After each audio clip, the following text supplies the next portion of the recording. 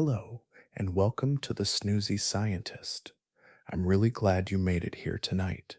Wherever you are on this planet, this little pocket of quiet was made just for you. A calm space where science and wonder can sit side by side, gently putting you to sleep. Tonight, we're going back 34 million years to a world that looks familiar but feels unsettled, an Earth caught between endings and beginnings. At this period, the dinosaurs had been gone for 30 million years, but the planet they left behind still trembled from the memory. The warmth they once lived under has vanished. The air is now colder, the sky sharper and clearer, and far to the south, Antarctica had just frozen for the first time. Glaciers crept across its ancient soil. The seas had pulled back, exposing new shores, and slowly the map of the world, the one we know now, was just taking shape. Forests that once blanketed every horizon retreated, and in their place, grass and wind claimed the open plains. A colder, hungrier planet was awakening, and across these plains, something begins to stir. Mammals, the quiet survivors of the past age, are changing, no longer small, no longer fragile. They grew powerful, hungry, and their senses sharpened. Their bones became heavier, their muscles stronger. Evolution has begun its next great experiment. Wolves that were not yet wolves, pigs that towered like bison, predators with jaws longer than their skulls, and gentle grazers that grew to the size of houses. Scientists call it the Oligocene Epoch, but in truth, it was an age of transformation. It was Earth's great rehearsal for the modern world. But what forces turned these small, unassuming creatures into predators of impossible power and size? What made evolution so ruthless and so creative all at once? And why has this entire age, the age that built the world we know, been almost forgotten? Tonight we're stepping through time to this world to meet nature's gentle survivors who became its next rulers. But before we begin, if you're already enjoying this calm space, it would mean so much if you gave this video a gentle like, maybe even subscribed if you'd like more sleepy science stories like this. And if you feel comfortable sharing, let me know in the comments. Where are you tuning in from tonight? And what time is it there? It's always a joy to see how far across the world these gentle science stories travel. Now, take a slow breath, let your shoulders relax, and together let's step softly into the forgotten world when mammals became monsters. About 34 million years ago, Earth crossed an invisible threshold. For tens of millions of years, warmth had wrapped the planet like a soft blanket. Now that warmth was lifting, the change was quiet, but once it began, it did not stop. It was as if the planet itself was taking a slow breath inward, preparing to cool, to harden, to reshape everything that lived upon it. Across the southern oceans, the continents were drifting, sliding into new positions that would alter the flow of air and water forever. To the north, the once vast Tethys Sea was shrinking. For millions of years, it had been a warm, shallow ocean linking the great continents of Africa, India, and Eurasia. Its waters carried tropical heat around the planet, smoothing the edges of climate and feeding lush ecosystems. But the plates beneath those continents were still moving, and as Africa pushed northward into Eurasia, the Tethys began to close. Mountains rose where seafloor had been, and the warm currents that once circled the globe found their paths blocked. The planet's system of heat exchange began to falter. Far to the south, another door was opening. Between the edges of South America and Antarctica, a deep passage widened, the Drake Passage. Through this gateway, cold water from the poles could flow freely around the Earth for the first time. It formed the Antarctic Circumpolar Current, a powerful band of ocean that isolated Antarctica from the warmth of other continents. Water around the frozen land grew colder and denser, sinking and pulling more heat from the surface. This new circulation pattern changed everything. The oceans became the engine of global cooling, pulling warmth from the atmosphere and storing it in their depths. Antarctica, once home to green forests and winding rivers, began to freeze. The first permanent glaciers formed on its high plateaus, glittering under a dimmer sun. Ice crept down valleys and across coasts, spreading outward each year. The white surface reflected sunlight back into space, making the planet even colder. What began as a gradual shift became a feedback loop of ice and reflection, each reinforcing the other. The more the ice spread, the more the world cooled. At the same time, carbon dioxide in the atmosphere fell below 500 parts per million, a level lower than it had been for tens of millions of years. Scientists believe this drop came from a combination of slower volcanic activity, chemical weathering of rocks, and the burial of carbon in the ocean floor. Whatever the cause, the effect was unmistakable. The greenhouse warmth that had once kept Earth lush and humid began to fade. The skies grew clearer, the rains less frequent, and the rhythm of the planet shifted. Forests that had stretched across continents began to retreat toward the equator. Trees gave way to scrub, and scrub gave way to grass. Grasses, which had existed in small pockets for ages, now began to dominate. Their roots dug deep into the soil, anchoring the land against erosion. Their tough leaves were filled with tiny crystals of silica that made them hard to chew. These new plants would quietly reshape the world. They spread across the plains like a silver tide, and with them came the beginnings of new ecosystems built on openness rather than shade. Animals adapted to the forest canopy found themselves in a harsher, emptier world. Those that had relied on leaves and fruit now faced long distances between meals. Many could not keep up with the change. Others transformed. Mammals began to evolve longer legs and stronger lungs. Their bodies became leaner, built for endurance rather than climbing. Those who once crept silently through trees now ran across open plains, following the new grasses that waved in the wind. Herbivores grew larger to cover more ground and store more energy. Predators followed them, learning to chase over distance instead of ambush from shadows. Even the air itself began to change. The atmosphere grew thinner and drier. Dust replaced pollen as the most common traveler on the wind. Deserts expanded at the edges of continents, and storms carried fine grains of sand far out to sea. The once blue world was turning pale, a world of open skies, distant horizons, and long seasons of scarcity. The planet's circulation of life, water and air, was being rewritten. Warm currents that once flowed northward were replaced by colder, nutrient-rich streams. The oceans mixed more deeply, feeding blooms of microscopic plankton that would build the foundation of future marine ecosystems. The land, stripped of its tropical cover, became a patchwork of grasslands, dry basins, and newly formed savannas. From this point forward, the Earth would never be quite as warm again. The glaciation of Antarctica was not an isolated event, but the start of a new rhythm, cycles of ice and thaw that would define the rest of Earth's history. What began with the closing of a sea and the opening of a passage had altered the entire planet's heartbeat. The Oligocene had arrived, quiet but decisive. It was the world's first true experiment with cold, a test of endurance that would forge the creatures to come. The air was thinner, the seas colder, and the land wider than before. Life would have to learn to move, to think, to adapt.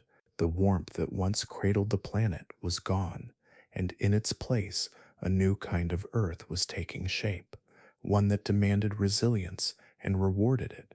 In the cool stillness of the Oligocene world, the planet had found its new rhythm.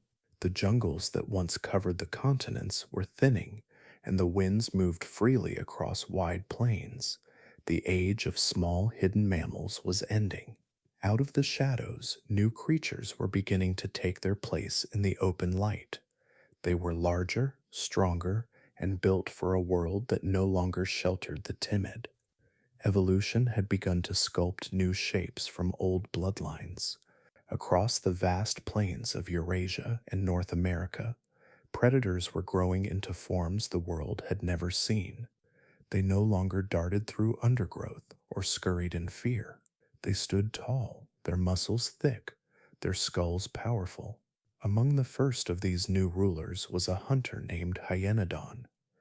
Hyaenodon was unlike anything alive today. It was not a hyena, though its name means hyena-toothed. It belonged to a family of ancient carnivores long vanished from Earth, built for precision killing. Some species grew as large as a modern rhinoceros, but most were the size of a lion, with long narrow jaws lined with shearing teeth. Its head was nearly a third of its entire body length. When it bit down, its jaws could crush bone with ease.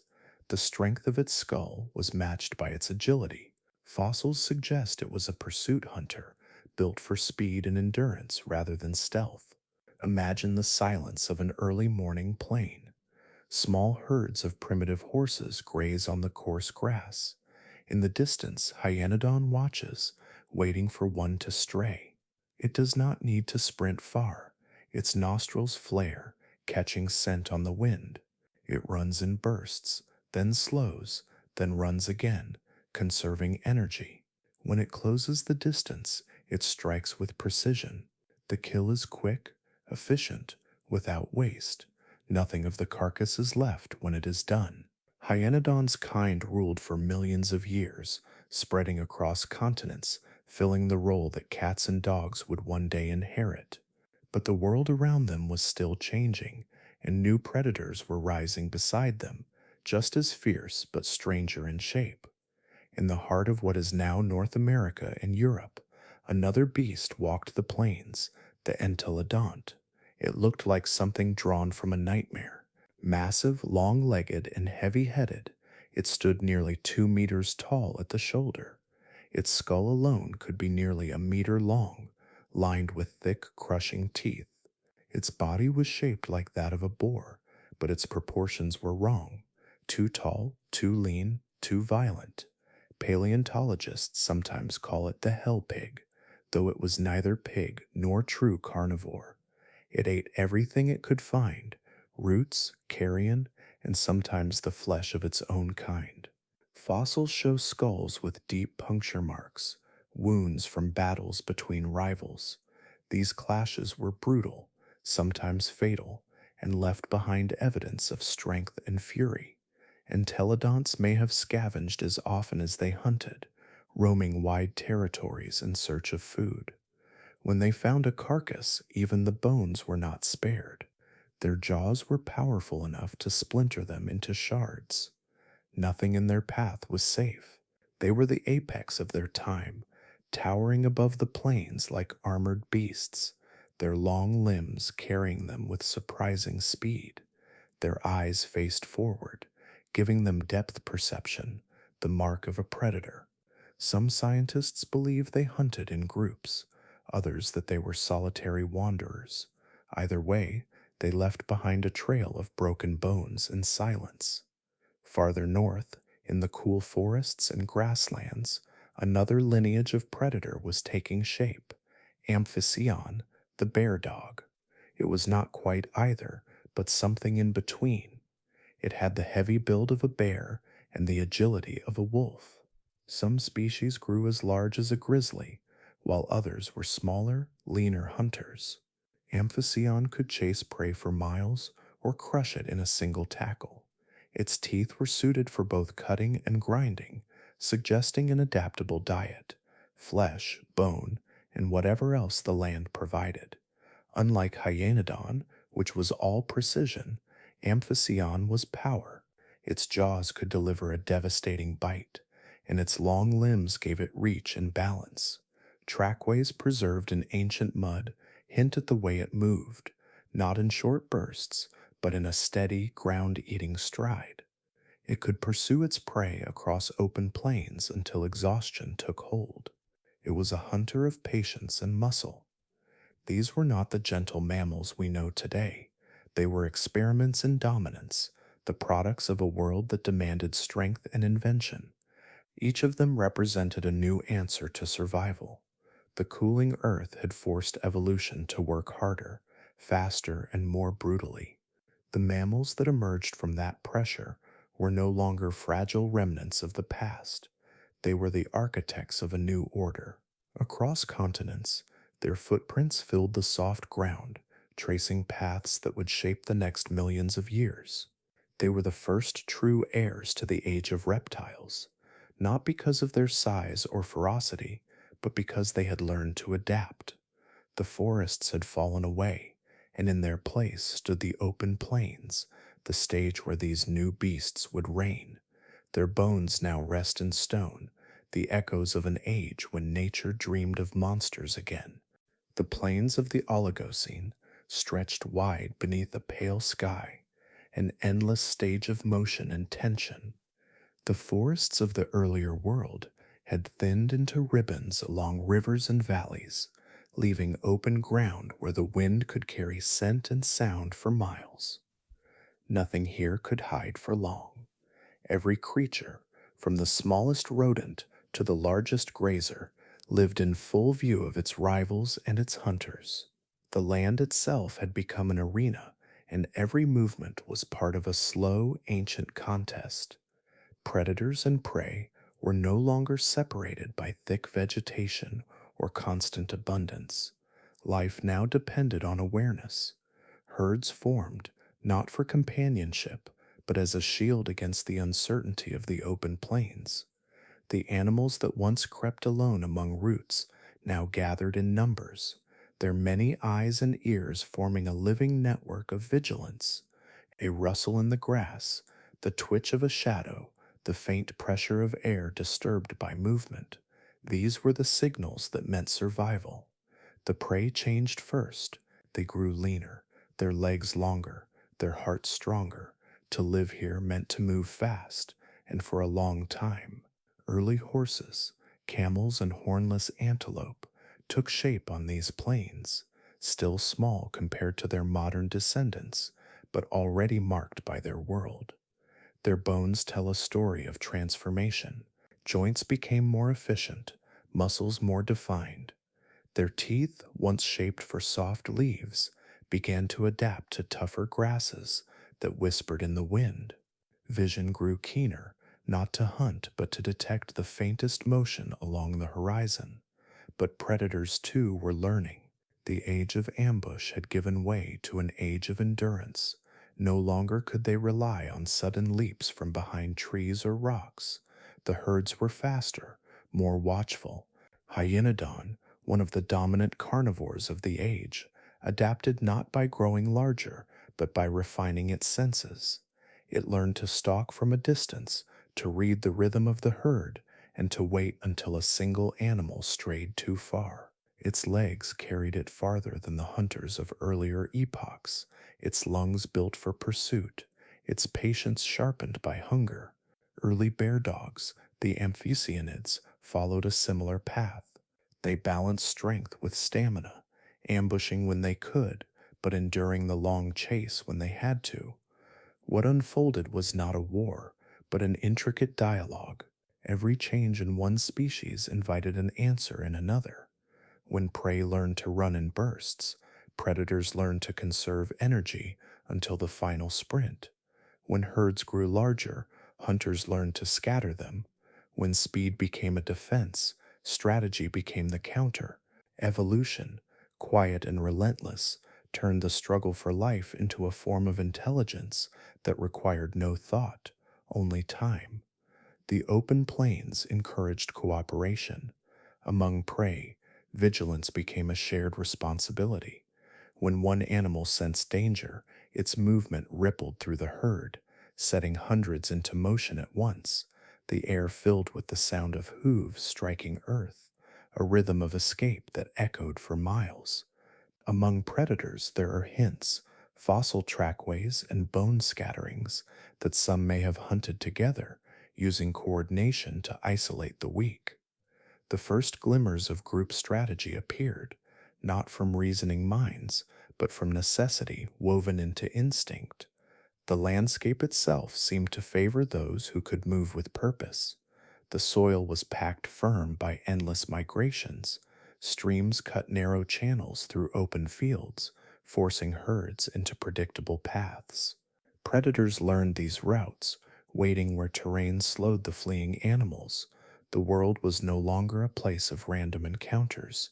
It had rhythm, patterns, habits, each shaped by the others, until every creature's existence depended on the predictability of another's.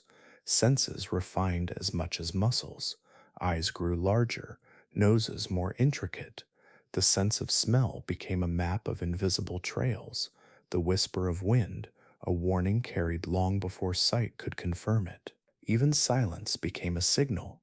When birds stopped calling or insects fell still, the plains seemed to hold their breath, and every creature listened for the unseen. Size alone no longer guaranteed safety. Some herbivores grew immense, but others survived by sharpness and timing, by trusting the collective vigilance of their herd. Predators, though powerful, lived on a fragile edge. A failed hunt meant exhaustion, hunger, and the long wait for another chance. Each side balanced the other, not through dominance, but through the quiet arithmetic of survival.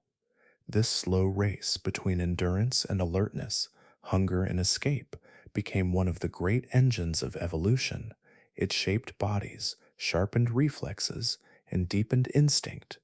It did not create peace, but it created equilibrium.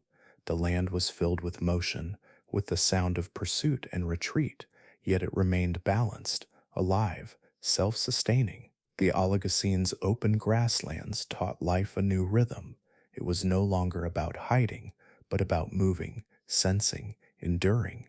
Every creature became part of a larger choreography, one that would continue to echo through time. The great migrations of later ages, the chase of wolves after elk, the tension between predator and prey that still defines the wild today, all of it began here, in this quiet arms race written across the ancient plains. The Oligocene plains stretched wide beneath a pale sky. Grass whispered where forests once grew, and herds of early grazers moved cautiously across the open land. It was a world still learning its new rhythm, but in the quiet between wind and footfall, something powerful stirred. Heavy steps pressed into the soil, leaving deep tracks that spoke of weight and confidence. The creature that made them was neither cat nor bear, not wolf nor boar, but something stranger and far more terrible. It was called Entelod, though that name would come millions of years later. To the animals that shared its world, it was only the shadow that followed. An adult Entelod stood nearly 2 meters tall at the shoulder. Its head alone was almost a meter long, with wide jaws built for crushing. When paleontologists first uncovered its skulls, they were struck by their strange, exaggerated proportions: enormous cheekbones, deep jaw hinges, and a face armed with thick teeth designed to shatter bone. The skull looked like a weapon sculpted by evolution, more machine than flesh. Its body was built for endurance. Long limbs lifted it high above the ground, letting it travel across miles of open country. Its legs were not heavy like those of a true pig, but lean and muscular, suggesting that despite its size, it could move quickly. Its chest was broad, and its shoulders powerful enough to drive through brush or chase down smaller animals. When reconstructed, it resembled a mix of many things: a boar's skull atop the body of a horse, with the posture of a predator that had forgotten what it meant to be prey. Entelodont's diet was as adaptable as its build. It was an omnivore in the truest sense, taking advantage of whatever its harsh world offered. It scavenged carcasses when it could, tearing through bone to reach the marrow inside. It rooted for roots and tubers when hunting failed. It may have ambushed smaller animals, using bursts of speed to overwhelm them. There are even fossils of other mammals with puncture marks that match the size and spacing of its teeth. Nothing, it seemed, was off limits. But entelodonts were not quiet creatures of opportunity. Their skulls tell stories of violence, stories written in scars and fractures. Many fossils show healed wounds, some as deep as a knife blade cut into the thick bone of the face. These were not injuries from hunting, they came from each other. The marks are symmetrical, as if two individuals met head on, clashing like living battering rams. Perhaps they fought over territory, or food, or mates. Some skulls show repeated damage, proof that this was not a rare event but part of their lives. The plains must have echoed with their confrontations, the sound of bone striking bone beneath an endless sky. Their senses were sharp. Forward-facing eyes gave them a hunter's depth perception. Their nostrils were large and wide, perfect for catching scent from miles away. They could smell death long before it came into view, and they could track the wind like a compass. With their height and speed, they would have towered over most other mammals of their time, ruling the plains with confidence. Despite their terrifying appearance, entelodonts were not invincible. Their success came from adaptability rather than specialization. They were survivors, filling whatever niche the land allowed. But such creatures live on the edge of balance. The same changes that gave them power could one day take it away. As the world continued to cool and grasslands spread even farther, competition grew fiercer. New predators emerged, more efficient, more specialized. For a while, entelodonts held their ground. Then, slowly, they began to vanish from the fossil record, leaving behind only bones and questions. To stand before their remains today is to confront a paradox. They were mammals, yet they looked like nightmares. They lived in a time before lions, before wolves, before the predators that now define the modern world. They were among the first to command fear on open land. Scientists have called them the most terrifying mammals to ever live, not because of their size alone, but because of what they represented. They were the embodiment of the Oligocene's raw experiment in power, creatures born in a time when nature tested the limits of endurance and aggression. Each scar on their skull is a reminder of a world that demanded both. When their era ended, they left behind no direct descendants, no living relatives that bear their likeness. Yet their story remains written in stone, a quiet testament to a time when survival was earned with strength, and the wind across the plains carried the echoes of beasts that were neither hunter nor scavenger, but something far more complicated. In the deep layers of ancient earth, their bones rest still, jaws open, as if frozen mid-snarl. The grass has long since grown over them, and the world they once ruled has vanished. But their legacy endures, the memory of the hell pigs, the strange kings of a forgotten savanna. The wind that moved across the Oligocene plains carried more than dust and scent. It carried the sound of pursuit, the rhythm of an earth that had become a testing ground for endurance. The age of forests was long gone, replaced by vast stretches of open land where sight and scent ruled more than stealth or surprise. Across this landscape roamed a creature that hunted not with speed or brute force alone, but with patience and precision. Its name was Hyaenodon. Hyaenodon belonged to a lineage of predators older than cats, dogs, or bears. Its kind had dominated for tens of millions of years, tracing their ancestry back to a time when mammals were still learning how to rule a world once governed by reptiles. Yet by the Oligocene, Hyaenodon stood alone at the top. It was the product of long refinement, a predator built by the cold logic of survival. Its name means hyena-toothed, though it shared no kinship with modern hyenas. Its family, the Hyaenodontidae, was an ancient offshoot of early carnivorous mammals that thrived before the ancestors of today's predators even appeared.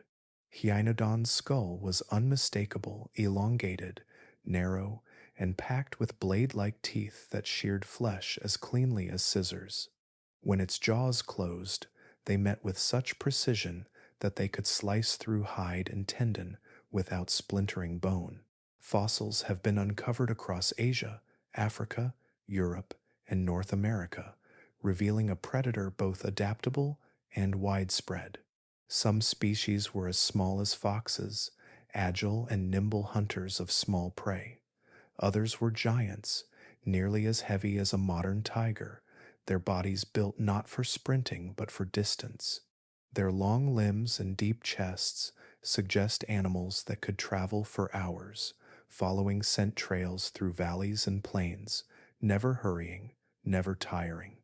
Hyaenodon's skull tells more of its story than almost any other part of its body. Its eye sockets faced forward, granting a predator's depth perception. The nasal passages were large, hinting at an acute sense of smell. The inner ear was finely tuned to vibration and pitch, capable of detecting the low sounds of movement across open ground. Its world was one of constant listening. Every gust of wind brought messages, and every faint echo in the distance carried meaning. Unlike the cats and dogs that would later dominate the earth, Hyaenodon did not rely on explosive ambush or agile teamwork. Its strength lay in persistence. It was likely a solitary hunter, walking slowly until it found a fresh trail. When prey appeared, perhaps an early horse or small camel, it began a deliberate pursuit. It did not rush. It watched, waited, and pressed forward, confident that exhaustion would eventually do its work. The anatomy of its jaw and neck suggests a killing style suited to prolonged bites, crushing and cutting in steady rhythm rather than quick strikes. But evidence from the fossil record hints that Hyaenodon may not have always hunted alone. In several ancient bone beds, remains of multiple individuals have been discovered near shared carcasses. The spacing of tooth marks on those bones implies more than coincidence. It suggests cooperation, perhaps temporary alliances among adults, or loose groups formed around opportunity.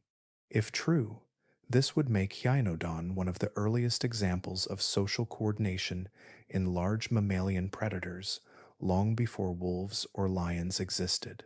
Its dominance was not uncontested. The plains were shared with other formidable creatures, including Entelodonts, the so-called hell pigs. These massive omnivores, armed with crushing jaws and towering shoulders, competed for the same kills. Where the Entelodont relied on power and intimidation, Hyaenodon embodied restraint. Its advantage was precision. In confrontations, it likely held its ground with quiet menace, its jaw strength alone, a deterrent few rivals tested twice.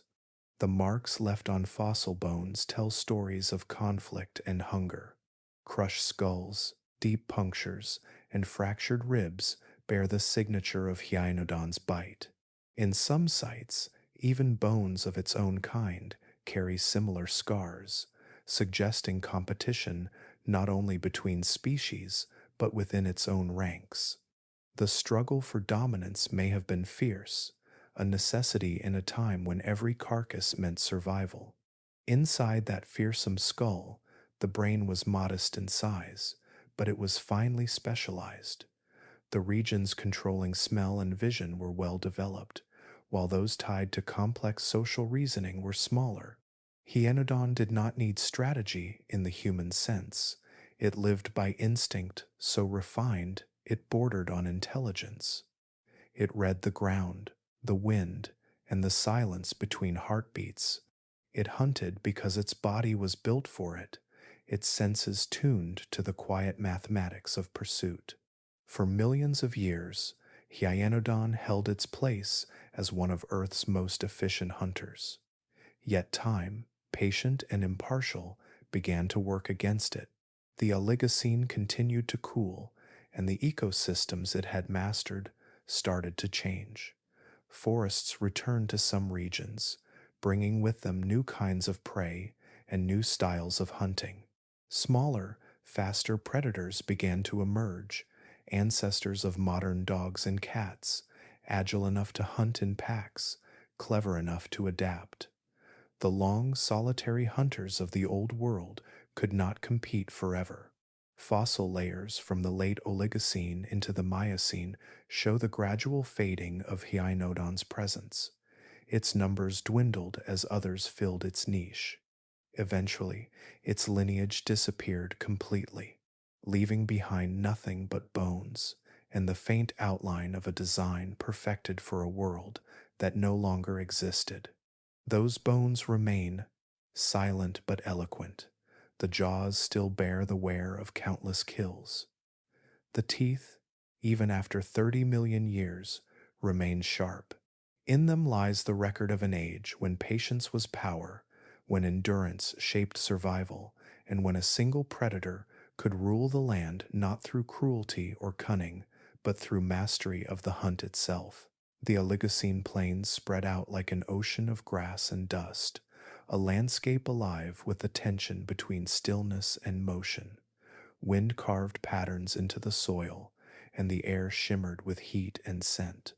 Across this restless world, predators and prey lived by movement, and in that dance, a new kind of hunter emerged. It was powerful but deliberate, fast but calculating. Its name was Amphicyon, known today as the bear dog. Amphicyon was not a true bear or a true dog, but something in between, a branch of the mammalian family tree that had split away and flourished in its own way. Its bones tell a story of balance, of a predator that blended strength with speed. It had a broad, heavy skull with crushing jaws, yet its body was built for endurance. Its long legs, flexible spine, and powerful shoulders gave it both the patience of a bear and the pursuit ability of a wolf. When it moved, it did so with quiet purpose, and when it ran, it could sustain the chase for miles. Fossils of Amphicyon and its relatives appear across Europe, Asia, and North America, showing that they thrived in nearly every environment of the Oligocene. Some were small, not much larger than a fox, while others were giants that could rival a grizzly in size. They lived in forests, on plains, and along river valleys, adapting to wherever prey could be found. Their rise marked the beginning of a new kind of predator, one capable of choice to stalk, to chase, or to wait. Older hunters like Hyaenodon had relied on endurance and solitary pursuit, following a single target until exhaustion brought it down. Amphicyon introduced a new versatility. It could use ambush when cover allowed, but it could also rely on stamina to chase across open ground. Its skeleton holds evidence of this dual skill. The limb bones were long and built for stride, but the joints were strong enough to bear the shock of impact. Its claws were blunt and curved, perfect for gripping the earth during sudden turns. Its jaw muscles were thick, and its teeth were adapted to slice through flesh or crush bone depending on the need. The Oligocene plains were home to an expanding population of grazers, early horses, deer-like herbivores, and primitive camels that fed on the spreading grasses. Herds moved slowly across the open land, pausing only to rest near water. To these animals, the threat of Amphicyon was ever present but invisible. The predator's coat likely blended with the dry vegetation. It could approach silently, each paw placed with precision. When the distance closed, it erupted forward in a burst of power, covering the ground in wide, muscular strides. If the chase grew long, its endurance carried it onward, while the smaller, faster grazers began to tire.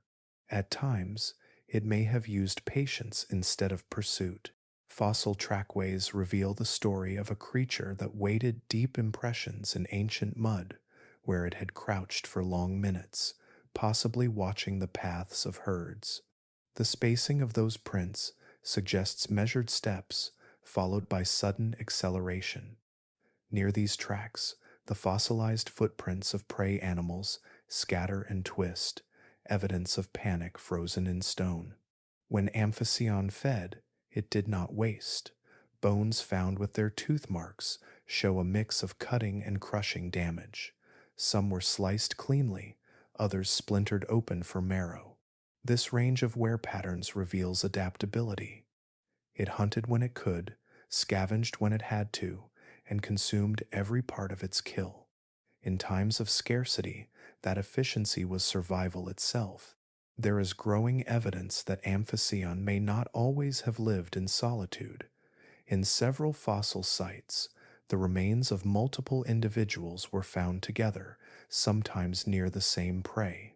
Whether this indicates cooperative hunting or simply shared feeding grounds remains uncertain, but the clues point to a predator capable of tolerating others of its kind.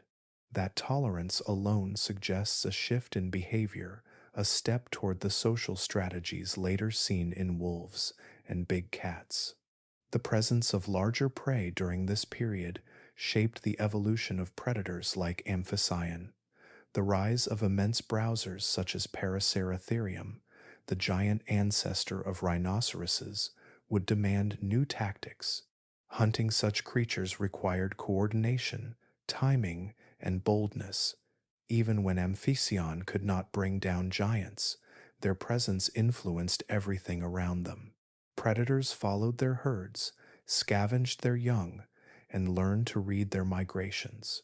The Oligocene was becoming a stage for size and strategy alike, and Amphicyon thrived in the midst of it. Its intelligence was quiet, written in instinct rather than thought. It knew when to wait and when to move, when to rest and when to strike. Its senses were sharp, its nose tuned to scent trails days old, its ears sensitive to the low thrum of distant movement. Each decision it made was part of an ancient rhythm, the rhythm of a world learning the art of balance between hunger and escape. For millions of years, Amphicyon held its place across continents, adapting as climates cooled and prey evolved. It was not the fastest, nor the strongest, but it was the most flexible, and that was enough. Fossil bones still bear the marks of its mastery. Deep gouges from its teeth, crushed joints where it pinned its prey, footprints that trace its quiet patience. The bear dogs were the first to bring strategy to strength, awareness to endurance. They moved through a changing earth with a calm confidence, their legacy etched into every predator that followed.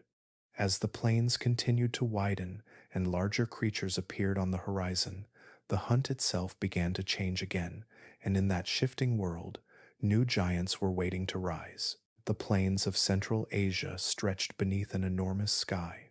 The air was dry, the horizon pale and endless, and the wind moved through low shrubs like the breath of a restless sea. This was a quieter world than the one ruled by the great predators.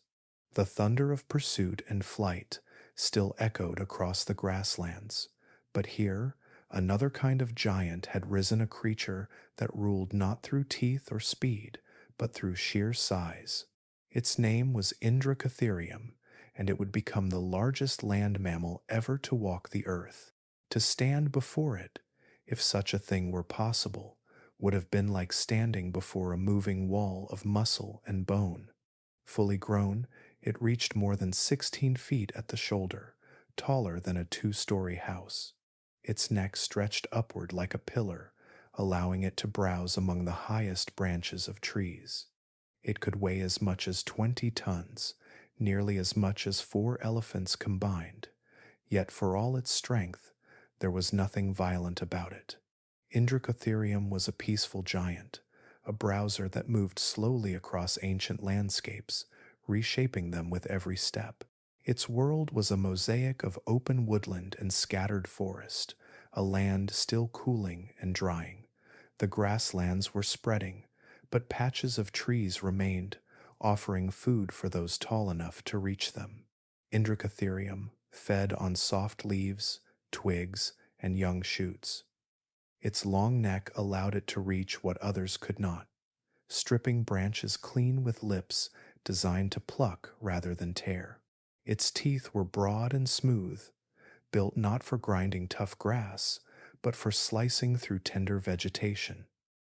Each bite carried the quiet sound of leaves, giving way to the rhythm of survival. To move such an enormous body required balance and grace.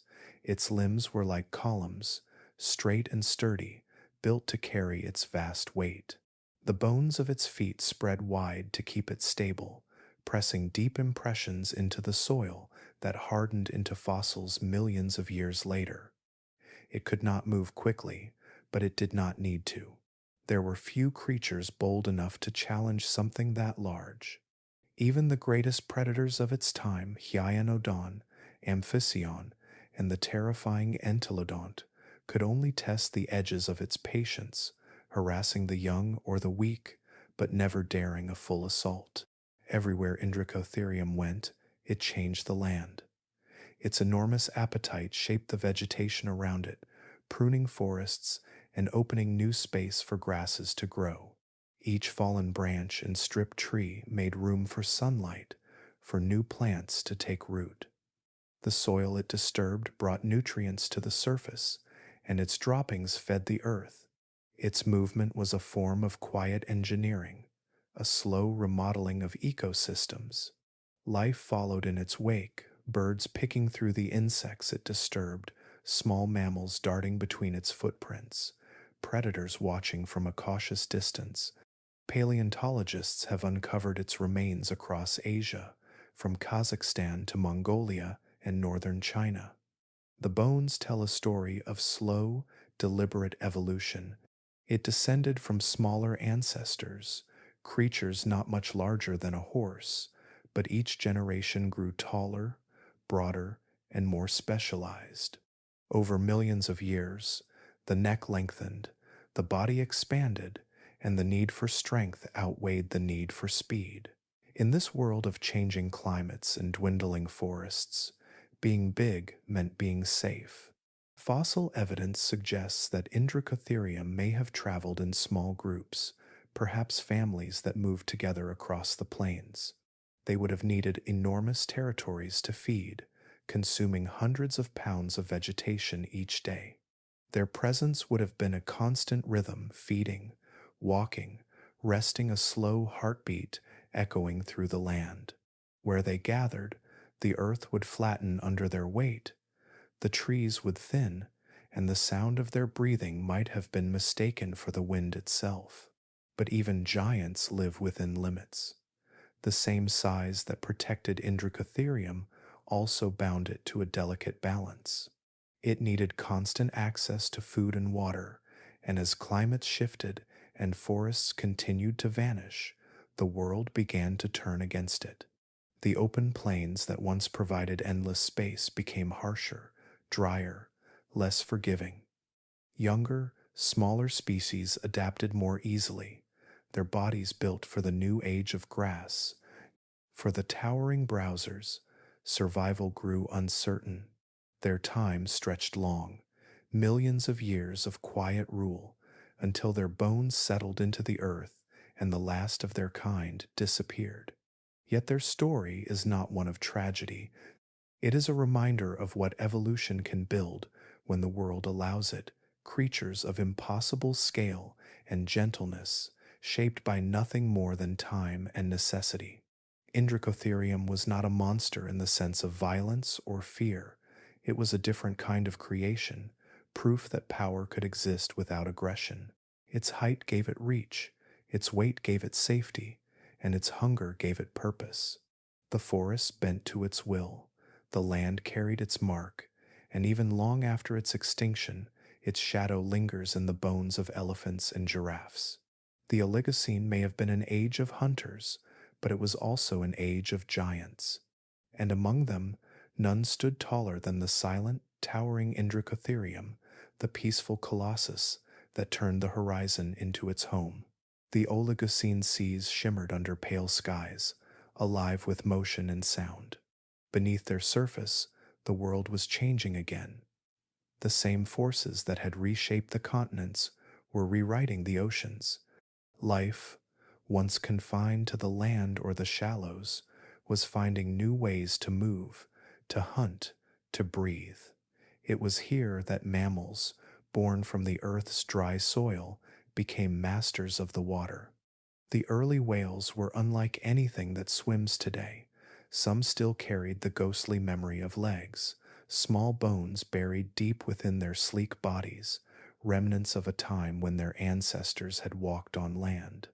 Others were halfway through their transformation, their forms caught between two worlds, neither fully terrestrial nor entirely marine.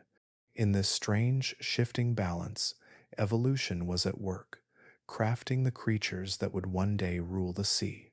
One of the most extraordinary of these was Basilosaurus, a name that means king lizard, though it was not a reptile at all. Its body was long and serpentine, stretching nearly 60 feet from head to tail. When its fossils were first discovered, scientists mistook it for a massive sea serpent. Its bones told a different story. Each vertebra was elongated, giving it a sinuous grace as it moved through the water. Its skull was narrow and armed with teeth designed for tearing flesh, sharp in the front for gripping and serrated in the back for slicing. Basilosaurus was a true carnivore, a top predator in its ancient ocean. It hunted fish, sharks, and other marine mammals, including smaller relatives of its own kind.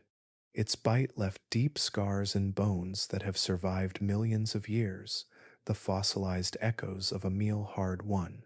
But despite its fearsome size, Basilosaurus was not a fast swimmer. Its body, so long and flexible, twisted through the water with the motion of an eel. It relied on stealth and power, gliding silently before striking with a burst of speed. Behind the jaws of Basilosaurus, evolution had left a quiet clue to its past. Near its hips, hidden beneath layers of muscle, were two tiny hind limbs useless for walking, too small even for swimming. They were remnants of an ancient past, a memory of the time when the ancestors of whales had lived on land, walking through forests and wading into the shallows in search of food. Over millions of years, their descendants returned to the water for good. Their legs grew smaller, their bodies lengthened, and their nostrils moved higher on their skulls, becoming the blowholes we know today. The transformation was one of nature's most remarkable experiments, the slow remaking of a creature's body to match the pull of a new world. As these ancient whales adapted to life in the open ocean, they began to develop new senses to navigate the depths. In the still, dark water where light could not reach, sound became their guide. Fossil evidence from the skulls of Oligocene whales shows early signs of structures that would one day allow echolocation, a biological sonar used by modern dolphins and some whales. They could send out bursts of sound and listen for the echoes that returned, painting a map of their surroundings in vibration and tone. It was a gift that opened an entirely new dimension of awareness. These oceans were unlike the tropical seas of earlier ages. The cooling of the earth had changed the pattern of the currents, and new deep waters carried nutrients across the globe. Phytoplankton flourished in the sunlight above, feeding vast schools of fish below. Where there was abundance, predators followed.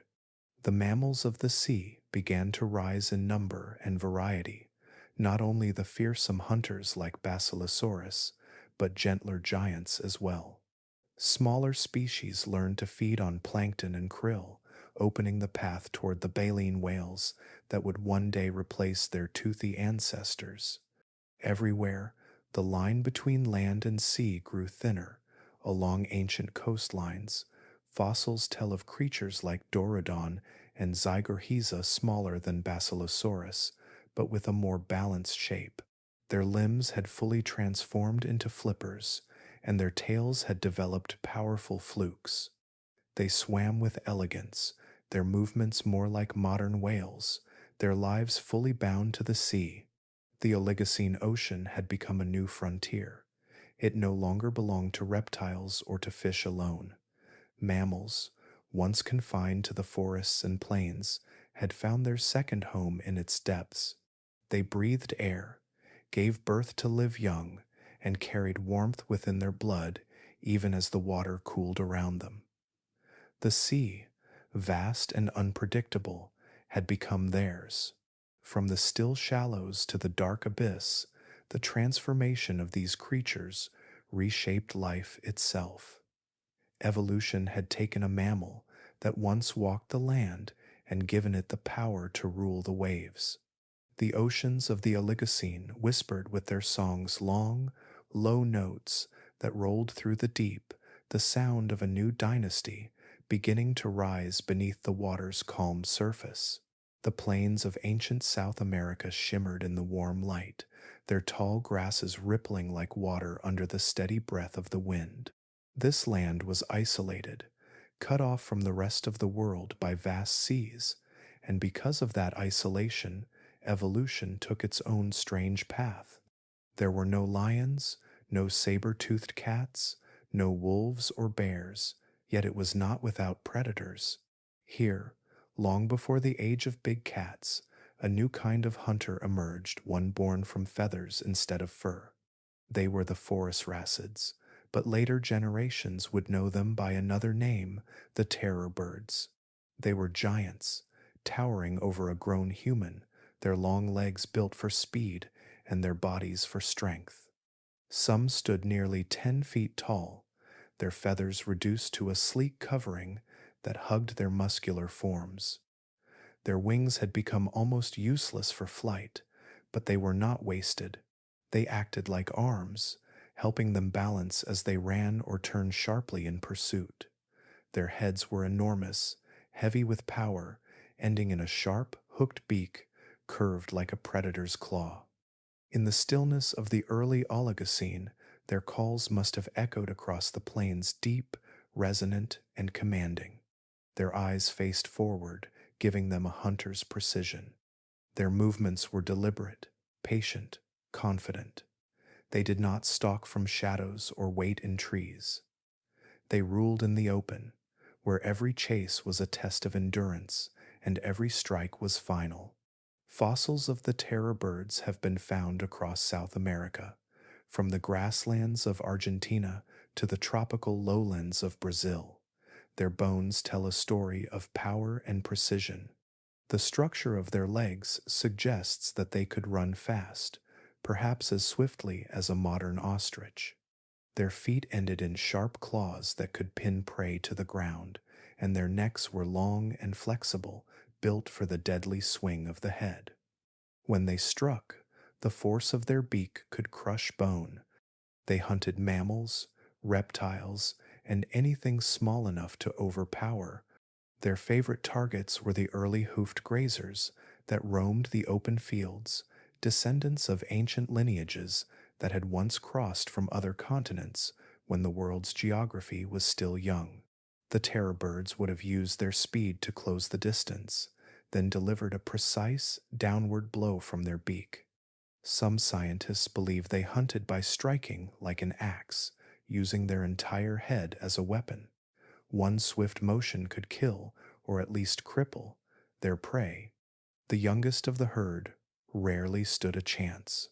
Their predators were silent until the final moment, the thudding of feet, the only warning before the end.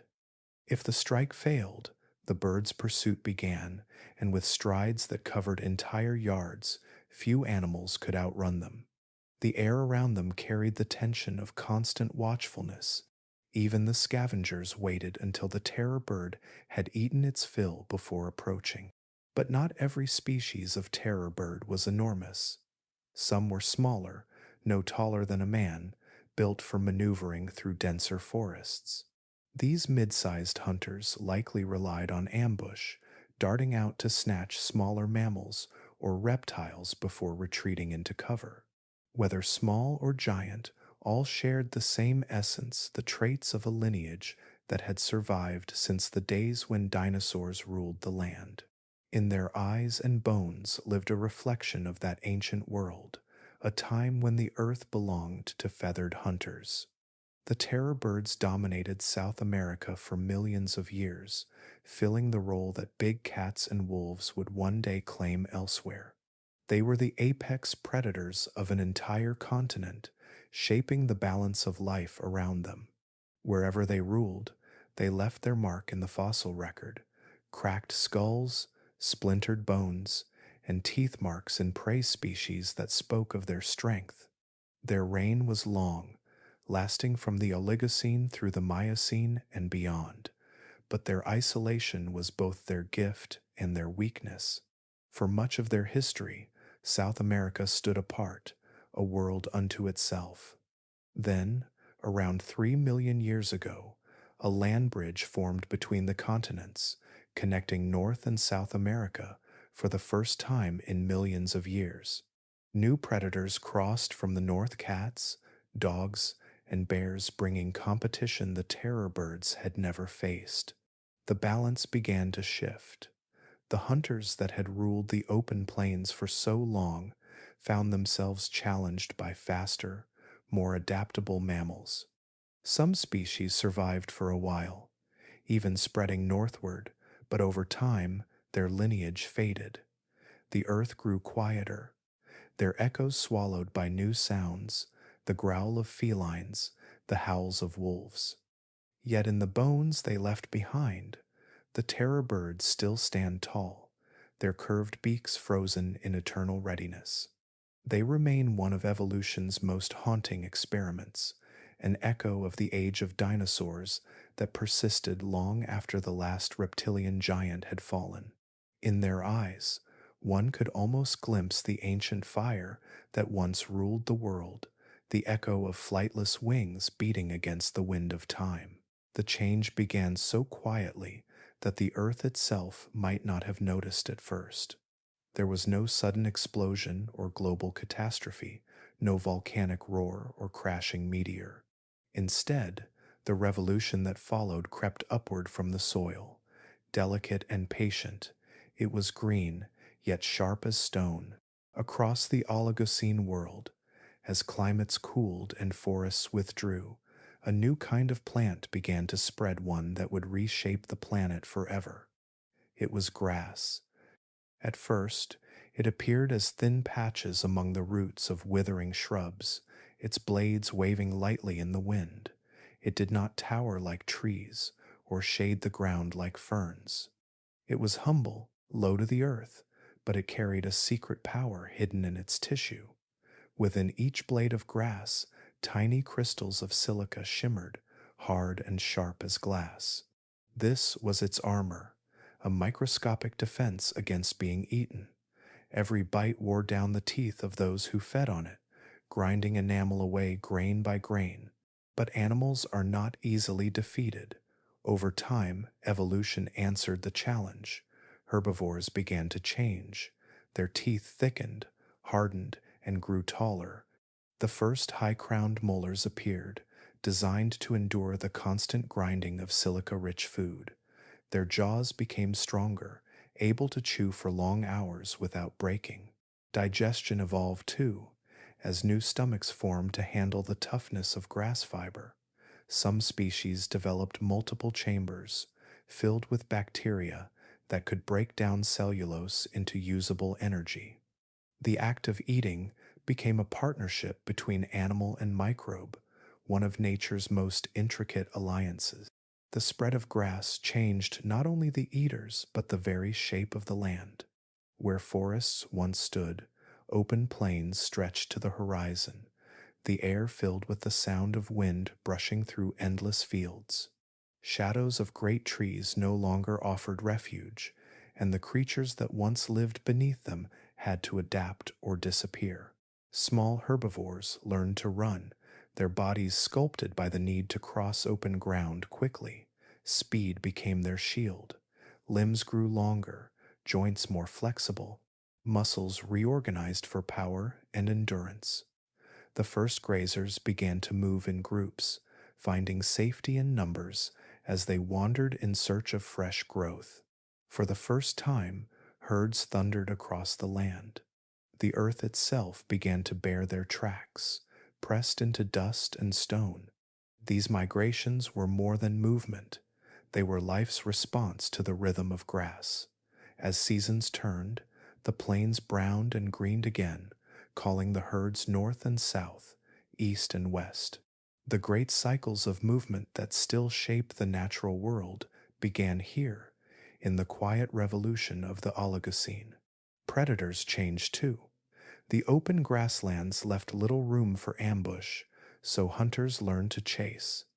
Muscles coiled for sprinting replaced those meant for climbing or leaping from cover. Eyes shifted forward, their vision tuned to motion over distance. The balance between hunter and prey began anew, dictated by the reach of the horizon and the pull of survival. Grasses themselves diversified, spreading into countless forms. Some grew tall and stiff, others short and lush.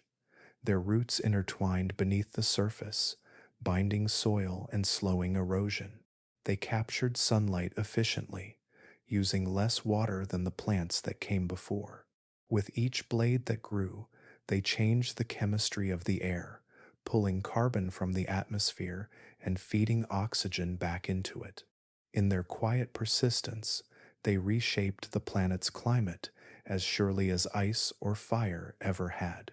The animals followed them. Horses that were once the size of dogs became runners of the plains. Rhinoceroses roamed in open herds. Early elephants grazed beside the rivers, their teeth adjusting to the grind of coarse vegetation. Even the gentle giants like Indricotherium, who once browsed among trees, felt the changing tide beneath their feet. The world was growing brighter, wider, and less forgiving. The shade of the forests was fading, replaced by light and space and the need for endurance. Each creature that survived did so by becoming something new faster, tougher, more aware. Without grass, there would be no herds, no long migrations tracing the curve of the earth, no savannas humming with the pulse of life. The plains became a stage upon which evolution wrote its grandest stories. And it all began with the whisper of wind through blades of green, the soft rustle of a plant that would come to rule the world. The open plains of the Oligocene stretched farther than the eye could see, a rolling sea of pale grass rippling beneath the wind. Trees were sparse now, scattered like islands across a vast golden ocean. The air shimmered with warmth, and the ground beneath was hard and dry, shaped by countless hooves that had only recently begun to leave their mark. For the first time in Earth's history, the sound of running herds began to echo across the horizon. Among these plains lived the ancestors of the modern horse, small creatures at first, no larger than a hunting dog. They were light and nimble, moving through the open landscape on slender legs, tipped with multiple toes. Long ago, their ancestors had lived hidden in the shadows of the forest, browsing on soft leaves and fruit.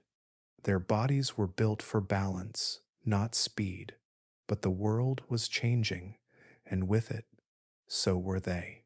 The rise of grass had rewritten the rules of survival. No longer surrounded by dense trees and cover, the small horses had to cross open ground where predators could see them from far away. Every step became a risk, every shadow a potential danger. To survive here, they had to evolve, and evolution worked tirelessly, sculpting them generation after generation. Their legs grew longer, their bodies leaner. Each toe that once touched the ground began to shrink until only the center one remained, strong and fused into a single sturdy hoof. It was a small change, but it carried enormous consequence. With hooves came speed, and with speed came freedom. The once timid forest dwellers became runners of the plains. They could flee from danger in a blur of motion, their muscles built for endurance, their hearts powerful enough to carry them over miles of grassland without stopping. Their teeth changed too. The soft leaves of the past were gone, replaced by tough, gritty blades of grass filled with silica that wore teeth down like sandpaper. To survive, the horses developed high-crowned molars that grew continuously through their lives, resisting the slow grind of endless grazing. Their jaws grew stronger, their necks more flexible, and they spent most of their waking hours eating, drawing energy from the land itself. But it was not speed or teeth alone that saved them. Something deeper was forming, a quiet intelligence born from connection. The first herds began to appear, small at first, made of family groups that stayed together for safety. The eyes of one became the eyes of many. When one lifted its head, the others followed, alert to danger. They learned to read one another, to sense fear or calm through body language and movement. In the safety of numbers, new behaviors emerged. Mothers began to protect not just their own young, but the offspring of others in the group.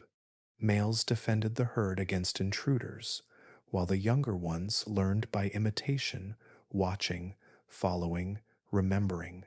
The herd became more than a group of animals. It was a moving network of awareness, a living organism made of many minds, and when they moved, the earth felt it. The sound of hundreds of hooves drumming in unison became a rhythm of the plains, a living heartbeat of the age. Dust rose in waves as they galloped together, guided by instinct and the changing winds. They followed the rains, the fresh shoots of grass, the scent of distant water. Every migration was a quiet act of endurance, one that would be repeated countless times over millions of years. The predators followed, drawn by the abundance of prey, but even they began to adapt, learning to target the weak or the isolated rather than the strong. The herd, united, could outlast almost anything. When danger passed, they returned to their slow grazing, the young standing close to their mothers, tails flicking gently at flies, ears turning in every direction. In their simplicity, these early herds carried the blueprint for the future. From them would come the great migrations of later ages, the sweeping journeys of bison, antelope, and wildebeest, each echoing the footsteps of those first small horses who learned that togetherness could be as powerful as speed. The open plains had created something entirely new, not just a way to live, but a way to belong. And as the light faded each evening over the grasslands, the herds stood together, their silhouettes stretching long against the horizon, quiet, enduring witnesses to the world's next great chapter. The plains of the Oligocene were alive with motion. The grasslands stretched endlessly, and with them came the rhythm of pursuit, the silent exchange between predator and prey that shaped the world into one of movement. The forests had long since thinned, and the cover of shadow was no longer enough to hide a hunter. The new world demanded speed, and evolution answered. Across these open plains, predators began to change. The heavy, slow ambushers of the old forests could not keep up here. Their prey had become swifter, lighter, and more alert. To survive, predators had to match them stride for stride. What began as small adjustments, a slightly longer limb, a more flexible spine, would eventually become a revolution in design. This was the making of speed. The first to rise to the challenge were the hunters of the Oligocene, animals like the bear dogs and early Hyaenodonts, who already ruled the plains with strength and cunning. But strength alone was no longer enough. The wide open landscapes favored those who could run far and fast, and evolution began to favor every trait that made pursuit more efficient. Bones grew lighter, becoming hollow in places to reduce weight without losing strength. Limbs lengthened, lifting the body higher above the ground. Muscles reorganized, concentrating in the hindquarters to generate explosive power. Flexible spines appeared, bending and snapping like springs with every stride, propelling animals forward in great leaps instead of simple steps. Each improvement added just a fraction of speed, but over millions of years, those fractions transformed life. Predators learned to read the land. They began to chase rather than ambush, following the movements of herds, adapting their senses to track over distance. Eyes shifted forward, sharpening depth perception. Noses became finely tuned to scent trails carried by the wind. The hunt became not a moment of surprise, but a long contest of endurance. Some hunters worked in groups, learning to cooperate across the open plains. While one closed the gap, others circled, cutting off escape routes. These early pack behaviors hinted at the social hunters that would one day dominate the wolves and wild dogs of the future. Others hunted alone, relying on bursts of speed so intense they could only last seconds, a style that would later echo in the cheetah's sprint. Prey animals changed alongside them.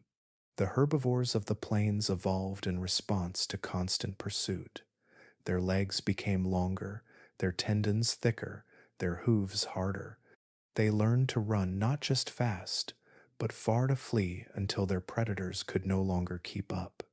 Their lungs grew larger, their hearts stronger, their senses keen. Survival itself became an art of movement. Every muscle and joint in these creatures was a compromise between speed and stability. To run faster, they had to sacrifice strength. To stay light, they lost armor. But on the open plains, vulnerability was a trade worth making, for stillness meant death. The world had entered an era of flow, where even moments of rest were shaped by readiness to move.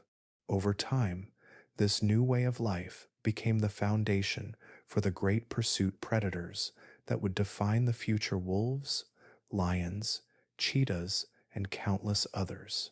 The pattern was already written in the bones of the Oligocene hunters.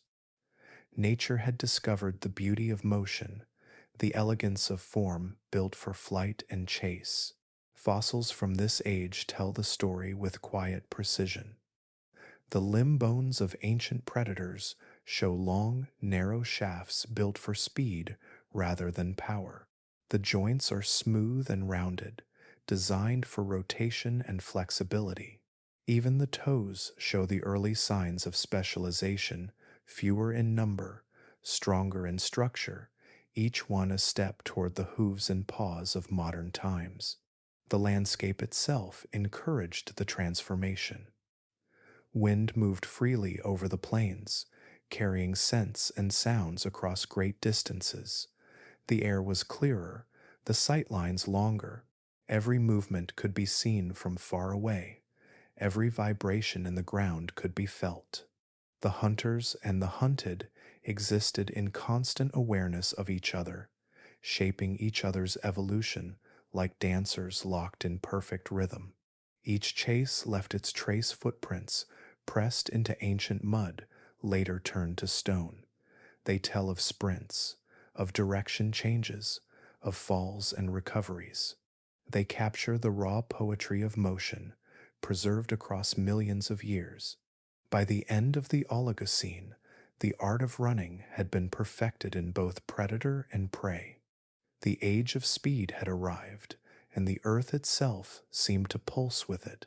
The grass bent beneath the wind, the herds thundered over the plains, and behind them, the hunters followed, driven by hunger, by instinct, by the quiet command of evolution itself. It was a world built for momentum, for the endless chase between survival and hunger, for the balance that keeps life in motion. The Oligocene world had begun to hum with movement.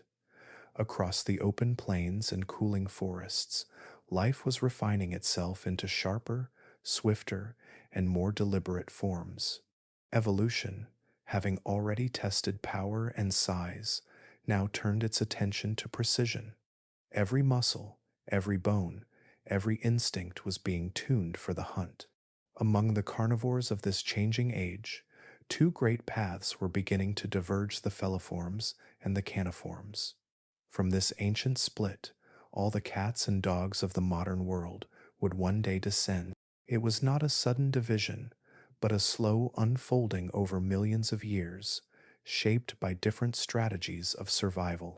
Both branches shared a common ancestor that walked the Eocene forests long before, but the New World demanded specialization. One lineage learned to stalk and strike, the other learned to chase and endure. In the emerging grasslands and woodlands of the Oligocene, the first true cat-like hunters appeared. They were not yet cats as we know them, but their bodies carried the early blueprints of stealth and silence. Their claws grew sharper and retractable, able to grip their prey only when needed. Their limbs shortened slightly, built for bursts of speed rather than long chases. Their eyes faced forward, perfect for judging distance in a single deadly pounce. Among them were the false saber-tooths, belonging to a family known as the Nimravids. These were some of the earliest predators to wield elongated upper canines, shaped like knives of bone. Their skulls were broad and muscular, their jaws able to deliver crushing bites. They hunted in ambush, hiding among low shrubs or rocky outcrops until the perfect moment. Then, with a sudden rush, they leapt a blur of fur and muscle. Fossils of their skeletons show the beginnings of the cat's flexible spine, the graceful curve that allowed them to coil and spring like living weapons. Yet, they were not alone in this evolutionary race. On another path, caniforms, the ancestors of dogs, bears, and seals, were evolving their own form of mastery.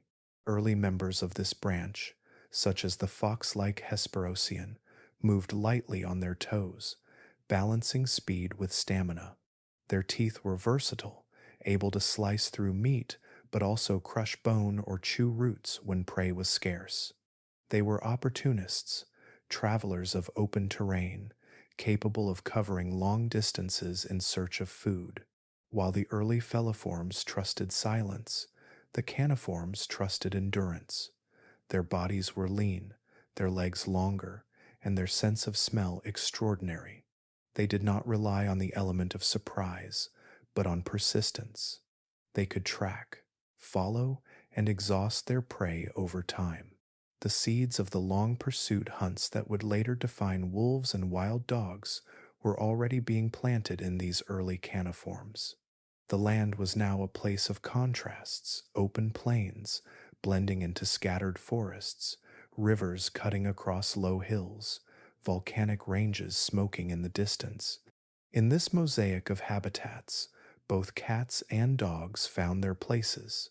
Feliforms hid within the edges of woodlands, where shadows offered concealment. Caniforms ranged across open fields, where sight and scent were their greatest allies. Every kill, every chase, every narrow escape honed their design further. Bones tell the story clearly. The feliform's shoulders became more flexible, their claws retractable to stay sharp. Their skulls grew shorter, their faces flatter, allowing their eyes to focus on prey directly ahead. The caniforms, meanwhile, stretched their limbs and strengthened their joints, trading bursts of speed for endurance. Their spines stiffened, giving them control and stability while running for long stretches. Both paths led to mastery, but mastery of different kinds. Over millions of years, these quiet changes would ripple outward. From the feliforms would come the first true cats, sleek and solitary, hunters of precision and patience. From the caniforms would rise the ancestors of wolves and foxes, hunters of cooperation and persistence. The strategies were different, but both were answers to the same problem: how to thrive in a world that never stopped moving. As the Oligocene continued, the plains filled with the echoes of their pursuit, the faint padding of silent paws through dry grass, the steady rhythm of long-distance chases under open skies. Each step carried the imprint of adaptation, the silent artistry of evolution, shaping life toward grace, speed, and intelligence. In the end, what began as a single lineage of ancient predators had split into two great philosophies of survival: the cat's world of stillness and surprise, and the dog's world of endurance and motion. Both were born here, in this age of shifting ground and restless wind, when the earth itself seemed to teach its creatures the value of movement and the perfection of the hunt. Far from the sunlit plains, the oceans of the Oligocene were transforming. What had once been warm and tropical was cooling, and the change reached even the deepest trenches. The sea, for millions of years a cradle of gentle abundance, began to harden. The great warmth of earlier epochs was fading, and with it came a quiet but relentless shift in life itself. Currents that had once meandered lazily around the continents began to flow differently. When Antarctica froze and the Drake Passage between it and South America opened, a new oceanic current formed, one that circled the southern pole endlessly, sealing it in cold. The waters that spun around the frozen continent carried their chill outward, transforming the temperature and chemistry of the global sea. The warm, stable oceans of the past gave way to gradients of cold and heat that stirred nutrients from the depths. Plankton, the microscopic architects of the food web, were the first to respond. Entire communities shifted. Warm water species declined, replaced by tiny, silicate-armored diatoms that thrived in cooler conditions. These small organisms, drifting in vast numbers, changed the very balance of life in the sea.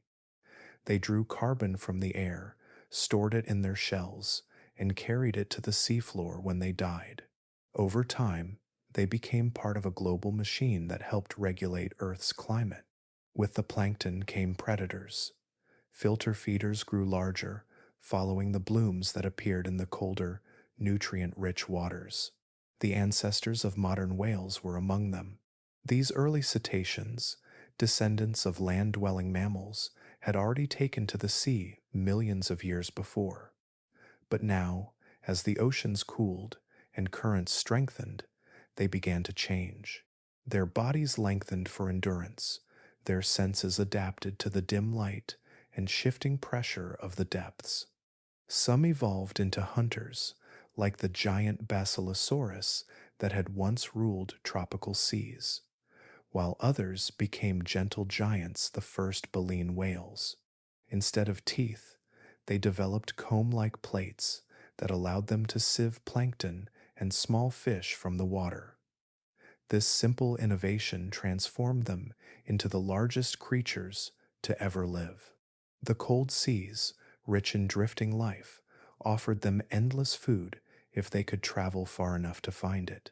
The rise of these whales marked a new chapter in oceanic life. Their movements mirrored the migrations of the herds on land, vast, rhythmic journeys following the pulse of the seasons and the bloom of plankton. The oceans became a stage of grand migrations, a world in constant motion. Sharks, too, found new opportunities in the cooling seas. Many ancient species vanished, unable to adjust, but others rose in their place. The ancestors of the great white shark appeared, sleek and efficient, built for endurance and stealth. Their teeth grew wider and sharper, designed not just for hunting fish, but for tackling the growing variety of marine mammals. Fossilized teeth from this age, scattered across ocean beds, tell the story of their rise, serrated edges honed by millions of years of silent pursuit. Every creature in the ocean felt the shift.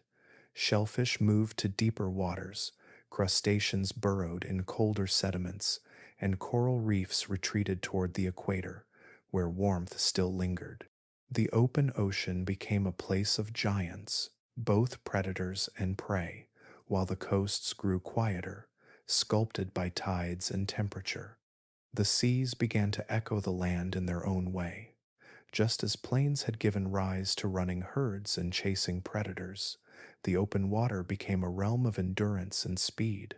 Whales crossed entire oceans in search of food. Sharks followed in their wake, guided by chemical traces that drifted for miles. Schools of fish swarmed like living clouds, splitting and reforming in perfect rhythm. The structure of life changed with the temperature. Layers of water, once gently mixed, became stratified. The cold, heavy depths trapped nutrients below, and only in the upwelling zones where currents rose could life bloom in abundance. These narrow regions became the heartbeats of the ocean, places where food was plentiful and where great gatherings of life occurred. The transformation was not loud or sudden.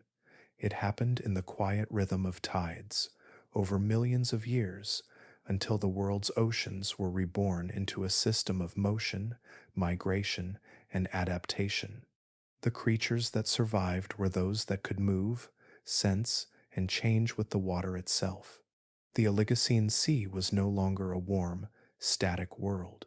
It was alive with flow and rivalry, a new kind of wilderness where every life form had to master the art of endurance. The land and sea had grown alike, both shaped by cold, both ruled by movement, both home to the restless dance between hunter and hunted. South America, during the Oligocene, was a continent apart, a world sealed off from the rest of Earth by water and time. For tens of millions of years, it drifted quietly on its own, cut off from North America by a wide oceanic gap and from Antarctica by a cold, impassable sea. This isolation turned the continent into a natural experiment, a living laboratory where evolution could run free, unshaped by the predators and competitors found elsewhere. The result was a land of strangeness of giants, predators, and creatures unlike anything seen before or since. In this solitude, life began to explore every possible form. Mammals that elsewhere stayed small grew to impossible sizes. Herbivores armored themselves in bone, while carnivores developed sabers and claws built for hunting prey they had never met before. The forests of the north were dense and green, filled with the scent of damp earth and the soft rustle of leaves. Deeper within, enormous shapes moved among the shadows. These were the giant sloths, creatures of slow power and unimaginable strength. Some species stood over 5 meters tall when reared on their hind legs, using their long claws not as weapons, but as tools to pull down branches heavy with leaves. Despite their sluggish movements, their size alone was enough to command the forest. They had few predators, for none could easily bring them down. Their bones tell a story of gradual growth and adaptation. Over time, their bodies became pillars of weight, their skeletons dense enough to support immense muscle. Their stomachs held vast chambers to ferment the coarse plants they ate. Every breath they took and every movement they made was shaped by patience. In a world where speed often meant survival, they had chosen a different path, one of endurance and stability. Farther south, across open plains and dry scrublands, other giants wandered. There were massive herbivores like toxodonts, with barrel-shaped bodies and jaws that ground through tough vegetation. Their closest relatives today would be horses or rhinoceroses, but their lineage was unique to this continent. They were neither fast nor graceful, yet perfectly suited to the slow rhythm of the land they inhabited. Predators evolved alongside them, and none were more remarkable than the saber-toothed marsupials. Known to science as Thylacosmolus, they were the continent's answer to the saber-toothed cats that would later evolve elsewhere. But these hunters were not true cats. They were marsupials, distantly related to opossums and kangaroos, their bodies built from an entirely different blueprint. Still, evolution had led them down a similar road. Their upper canines grew long and curved, protected by bony flanges that extended upward from their lower jaws. Their eyes were set wide apart, giving them a strange, almost otherworldly appearance. These predators likely hunted ambush style, using bursts of power to bring down their prey before delivering a killing bite. In their bones lies a lesson that nature often repeats itself, that even on a continent alone, cut off from all others, similar pressures can shape life in the same direction. Among the strangest of all were the armored grazers, the early ancestors of armadillos and glyptodonts. Their backs were covered in mosaics of bone plates, forming shields that gleamed in the sunlight. Some species were small and nimble, digging for insects or feeding on roots. Others, millions of years later, would grow to the size of cars, their shells thick as stone. In the Oligocene, they were already well on their way to becoming the walking fortresses of later ages. This isolation allowed entire ecosystems to evolve with no outside interference. Herbivores and carnivores developed side by side, each influencing the other's growth. There were no true cats or wolves here, no elephants or antelope. Instead, South America followed its own rules, writing its own version of the story of life. The fossil beds of Patagonia and the Andes preserve this world in exquisite detail, footprints pressed into once wet clay, skulls bearing the marks of teeth, fragments of armor scattered across ancient riverbeds. Together they reveal a picture of a continent unlike any other, a place where evolution experimented freely with form and function. For over 20 million years, South America remained adrift, its creatures adapting only to each other. This long isolation shaped them into forms both familiar and strange.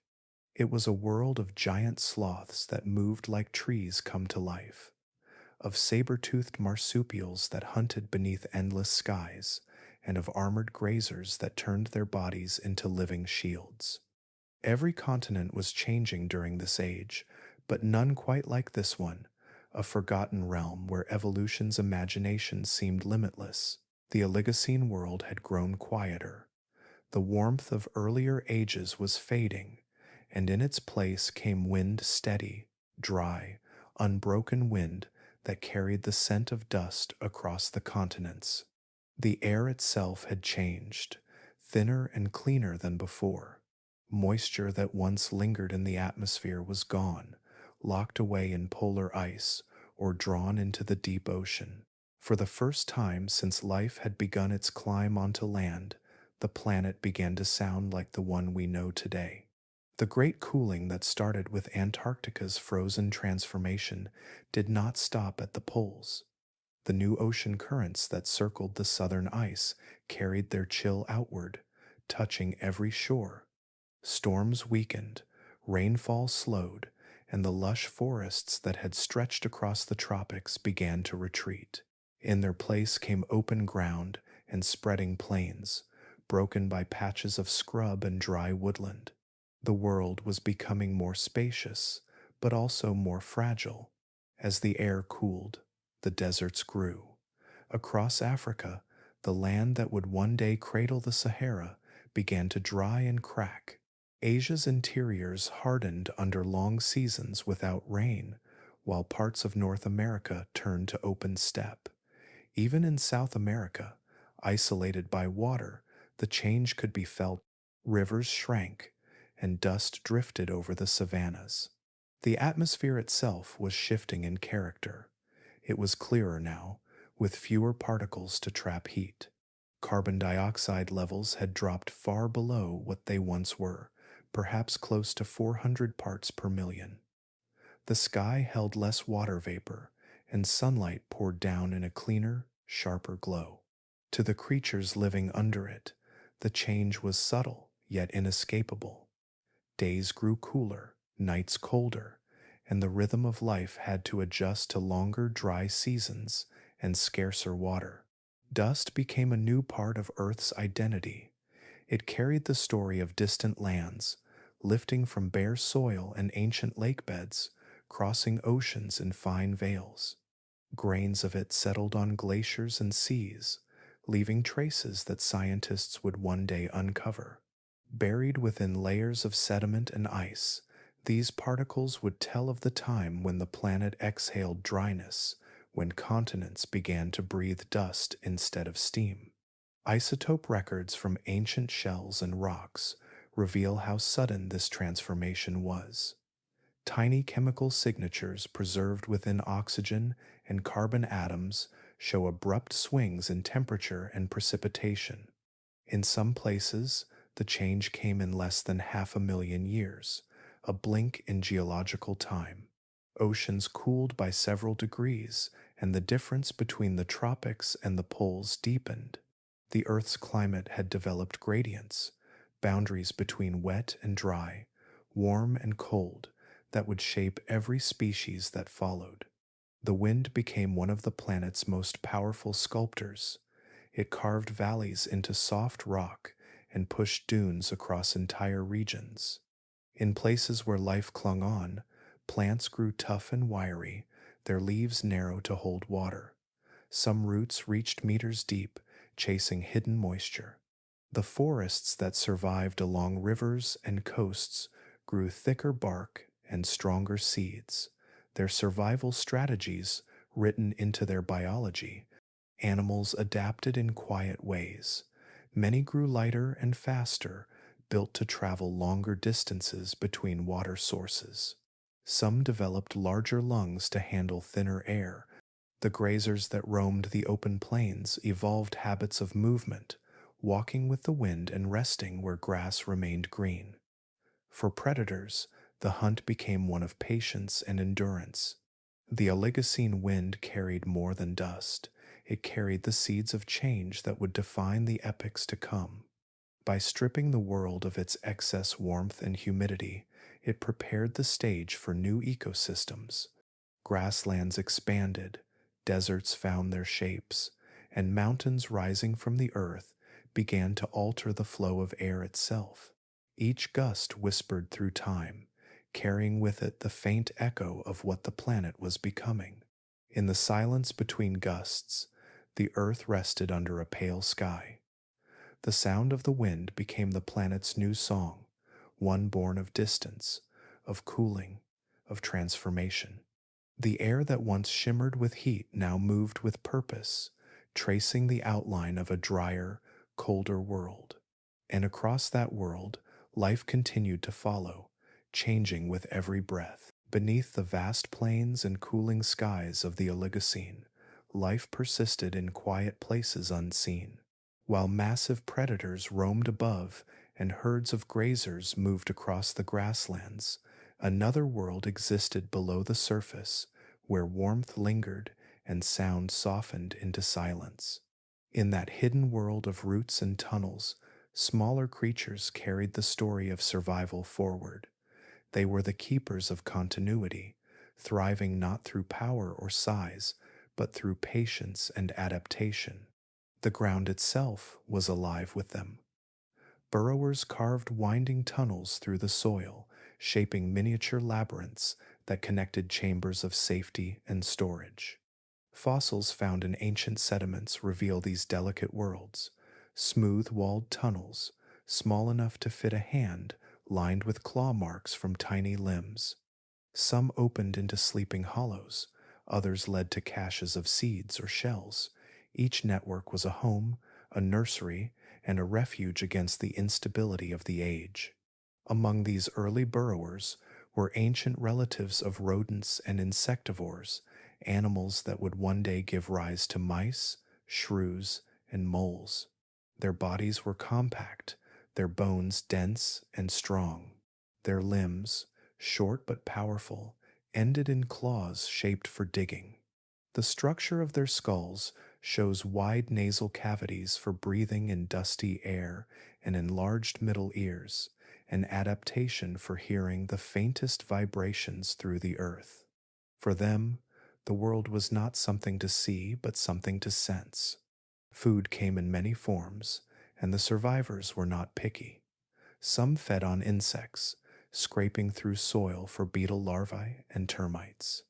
Others gnawed roots and seeds, storing what they could in dry chambers for the leaner months. The evidence of their meals remains in the fossil record. Teeth worn in complex patterns, enamel chipped from chewing grit, and traces of fossilized feces containing fragments of shell and exoskeleton. These signs speak of animals that lived by versatility, not specialization. When danger passed overhead, the shadow of a raptor or the heavy step of a hyaenodon, they simply disappeared into the ground. Their world was built for retreat. Even the entrance of a burrow was angled carefully, slanting down just enough to keep out cold air and flooding rain.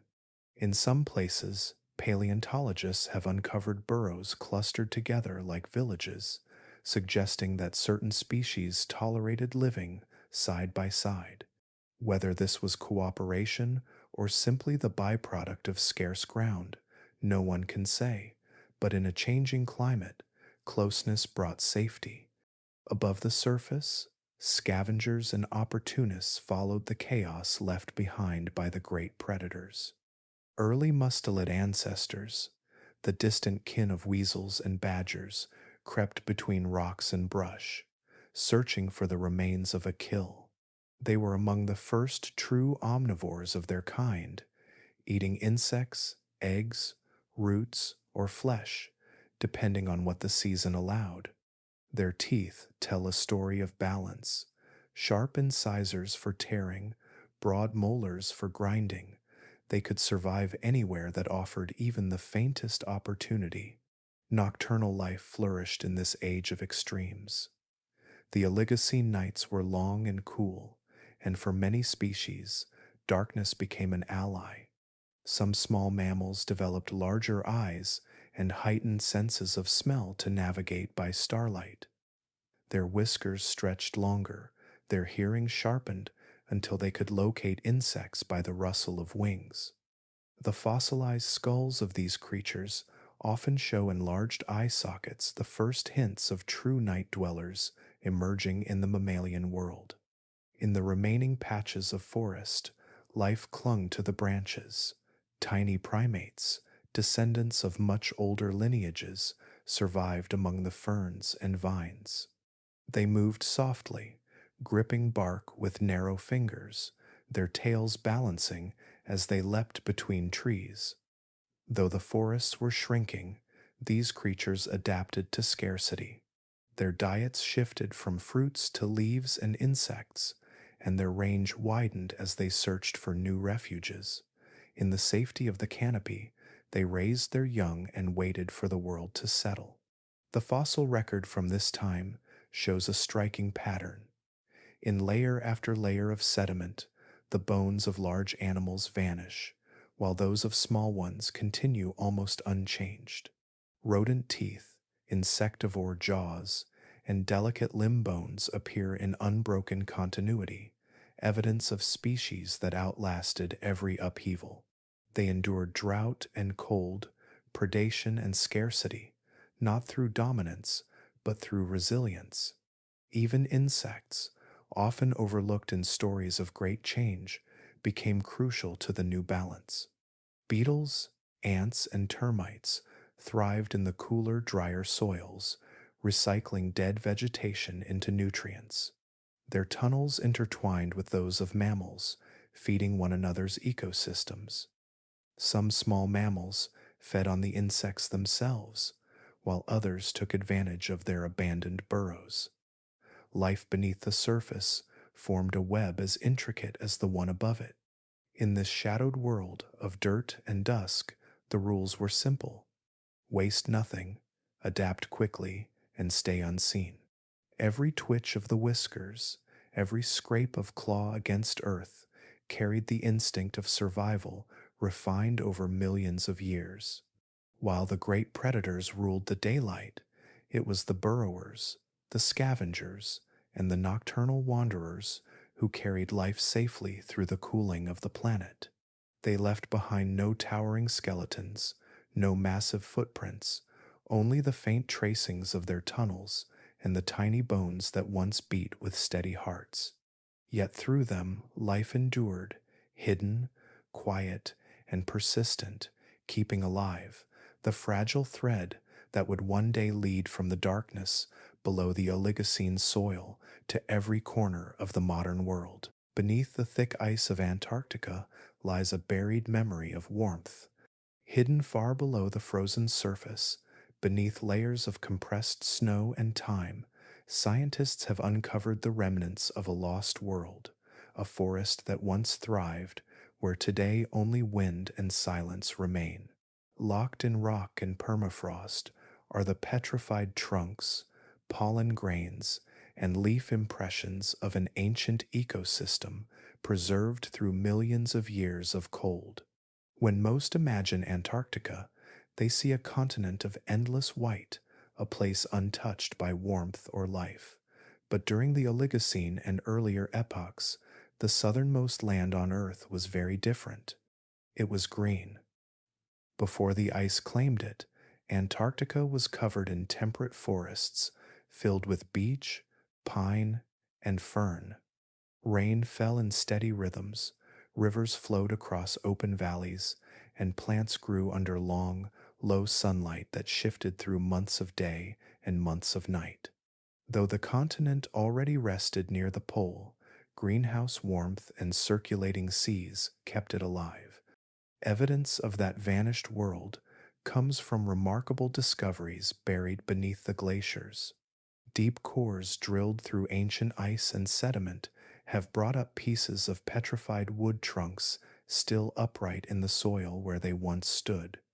Some are enormous, their roots reaching into what was once damp ground. The wood's grain is preserved in stone, and its rings, counted one by one, reveal the pulse of ancient seasons. Each ring records a year of growth, a brief, bright summer followed by a long, dim winter. They show that even when light was scarce, the forests endured. Alongside the wood, microscopic pollen lies scattered through the sediment, so small that millions could rest on a fingertip. Under a microscope, these grains still carry their shapes, each one a signature of the tree or shrub that made it.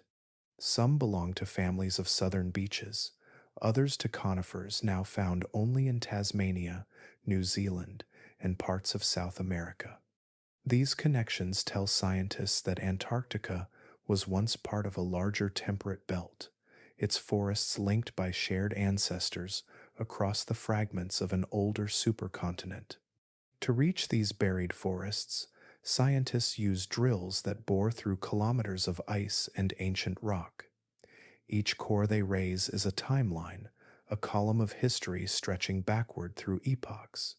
In the lowest layers, they find traces of life spores, wood fragments, and chemical signals that speak of warmth. Even trapped within these fossils are whispers of atmosphere, pockets of ancient air sealed inside minerals. By measuring the carbon dioxide preserved there, researchers can reconstruct how the air itself changed as the planet cooled. What these studies reveal is striking. The Oligocene was a time of sharp transition, and the forests of Antarctica stood at the threshold. For millions of years, they resisted the advancing chill. The trees grew shorter, their leaves thicker, their rings narrower, each generation adapting to a little less warmth and a little more frost. But eventually, the balance shifted. As the world cooled, the rains turned to snow, and glaciers began to spread. Within a few 100,000 years, a brief heartbeat in geological time, the forests vanished beneath a tide of ice.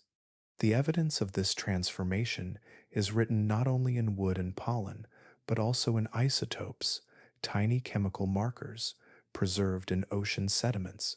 When researchers analyze oxygen isotopes in the shells of ancient marine microorganisms, they find abrupt shifts that correspond to the birth of permanent Antarctic ice. These shifts show that the planet's climate can tip rapidly, not in slow, even steps, but in sudden leaps. A lush continent can turn to frozen desert in the space of geological moments. Yet the discovery of these ancient forests has done more than reveal what was lost. It has reshaped how scientists understand both the past and the future.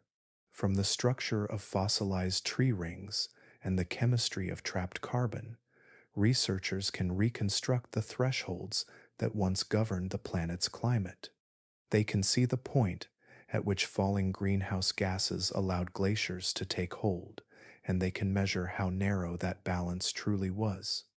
The story locked beneath Antarctica is not one of steady decline, but of sudden change, a reminder of how quickly life can vanish when the scales shift.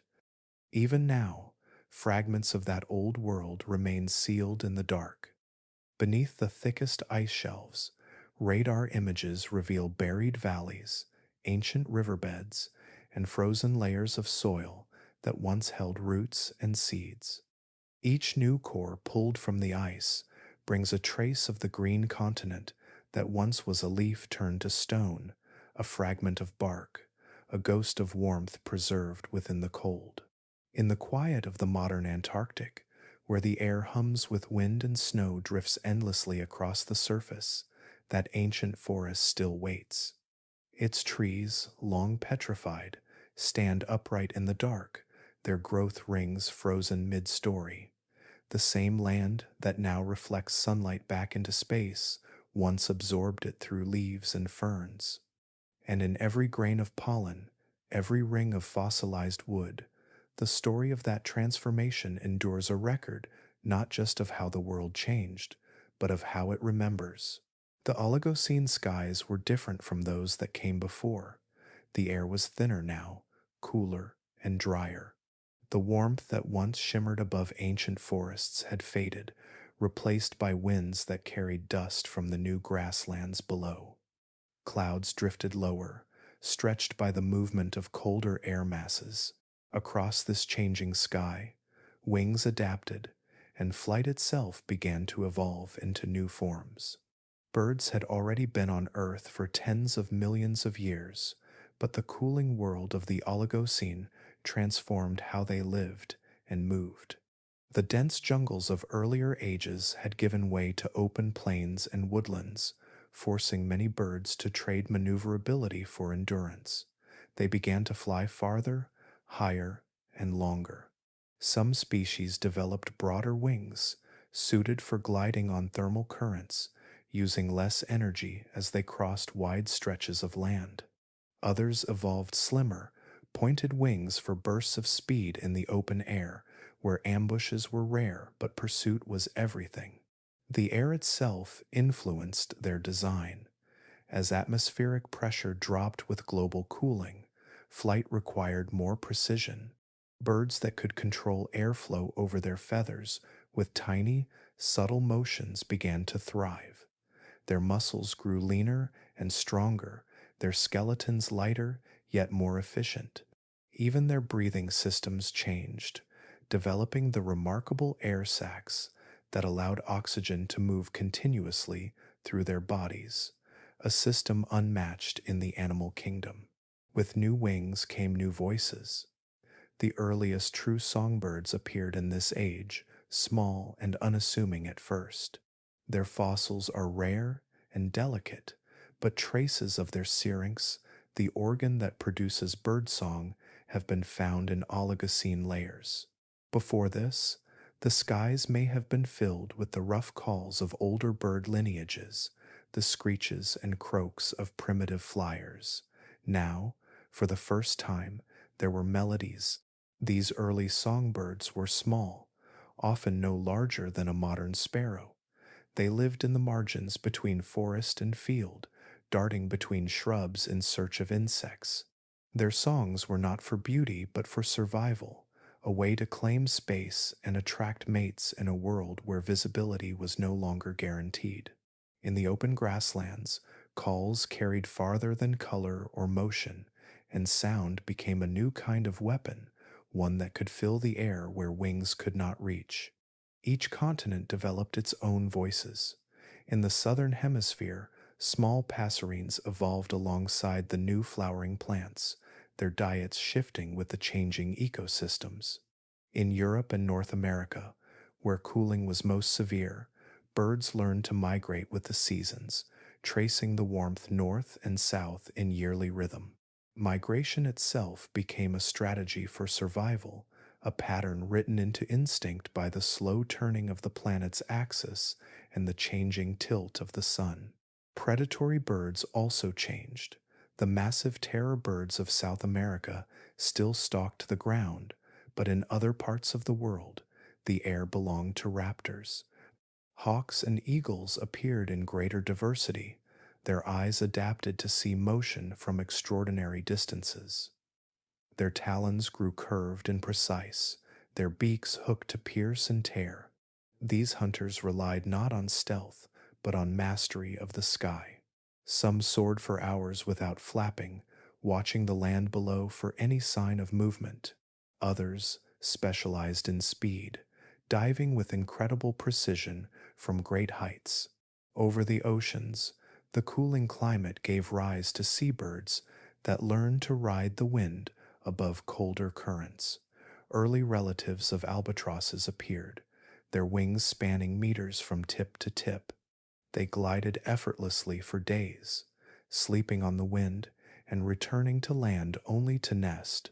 The Oligocene skies became a mirror of the land below, full of motion, rivalry, and adaptation.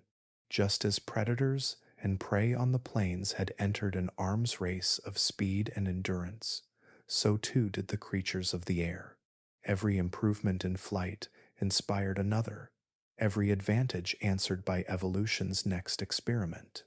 The world was quieter now in many ways, but the air itself carried a new kind of music. The first trills of songbirds mixed with the cries of raptors and the soft whisper of wings against the wind. It was the beginning of a soundtrack that would never end, one that still follows us in the rustle of feathers and the dawn chorus that greets each morning. Above the cooling earth, life had found yet another way to adapt, not by conquering, but by rising. The plains of the Oligocene stretched beneath a pale, steady light, a world filled with motion and sound. Herds crossed the open land, predators watched from the wind-shaped ridges, and rivers shimmered where forests once stood. Yet beneath the movement of hooves and the calls of distant animals, something new and quiet was forming, a change not of body or bone, but of mind. Intelligence was beginning to take shape, faint as a spark at first, hidden inside instinct, waiting for the right pressure to grow. The world had become harsher, its seasons unpredictable, and its resources scattered. Strength was no longer enough, nor was speed alone. To survive, animals had to remember, to anticipate, and to act together. In this shifting environment, behavior became as important as biology. Across the Oligocene landscape, small signs of thought began to leave their trace in the fossil record, in bones, in burrows, in the delicate evidence of care. In the forests that still clung to rivers and coastlines, early primates lived in clustered families. Their lives were bound to one another in ways that went beyond simple survival. Fossils show mothers who carried their young long after birth, the bones of infants found nestled against the remains of adults, as though they had been protected until the end. These small creatures, no larger than a house cat, relied on one another for warmth and for watchfulness. Their eyes faced forward, giving them depth of vision, but also a new kind of perception, the ability to read movement, to understand expression, to see awareness reflected back. Communication was no longer just noise, it was becoming meaning. Archaeological evidence from ancient burrow systems hints that intelligence was not limited to tree dwellers. Beneath the plains, in networks of tunnels carved through soft earth, small mammals lived in crowded colonies. The fossilized architecture of these tunnels tells a story of coordination, chambers divided by purpose, entrances placed at different angles to manage airflow and escape routes. In some burrows, paleontologists have found the remains of stored seeds and dried vegetation, evidence that these animals prepared for scarcity before it arrived. Theirs was a memory carried not in words, but in behavior, a learned rhythm of seasons passed down through repetition. Above ground, the social bonds of predators were beginning to strengthen too. Early caniforms, the ancestors of dogs and bears, began to hunt in small groups. Their survival depended on cooperation and timing. Fossilized trackways show parallel footprints converging on prey, patterns that suggest coordinated pursuit. These were not random accidents of movement, but signs of animals learning to act as one. Their hunts relied on silent cues, the tilt of a head, the shift of a shoulder, the shared awareness of purpose. The evidence of parental care deepens this story further. In Oligocene fossil beds, scientists have uncovered burrows containing adults and juveniles together, their bones preserved in close proximity. Some appear to have died while protecting their young during sudden floods or collapses, their positions frozen in moments of defense. This physical closeness suggests more than instinct. It speaks of an emotional thread of awareness, of recognition, of bond. In species where the climate was most unforgiving, care and cooperation became lifelines. Mothers nursed longer, fathers guarded dens, and siblings played near the entrance of shelters, learning the behavior of adulthood by imitation. This simple act of learning by watching began to replace pure instinct. The brain became a library of remembered experience, storing lessons that could be recalled and refined. The early signs of communication appear here as well. Fossilized ear bones from several mammal species of the Oligocene show structural refinement, suggesting sharper sensitivity to sound. These creatures could distinguish pitch and tone, allowing for more complex calls and warnings. Among the primates, vocalization likely became a language of survival, a series of distinct cries that carried across the trees and plains. Some sounds signaled predators, others marked territory or the discovery of food, and in between, there may have been softer sounds, simple exchanges of reassurance between parent and child, between members of a group bound by trust. Social awareness followed.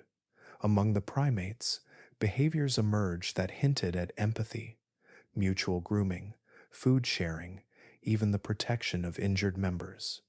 These acts left no bones, yet they reshaped the course of evolution as much as any tooth or claw. The fossils show the results: longer lifespans, higher survival rates for young, and brains that continued to grow, especially in regions responsible for planning and recognition. Intelligence was not a sudden spark of genius, but the gradual weaving of connection. Some scientists believe that the earliest traces of theory of mind, the ability to imagine what another creature might know or feel, may have begun here.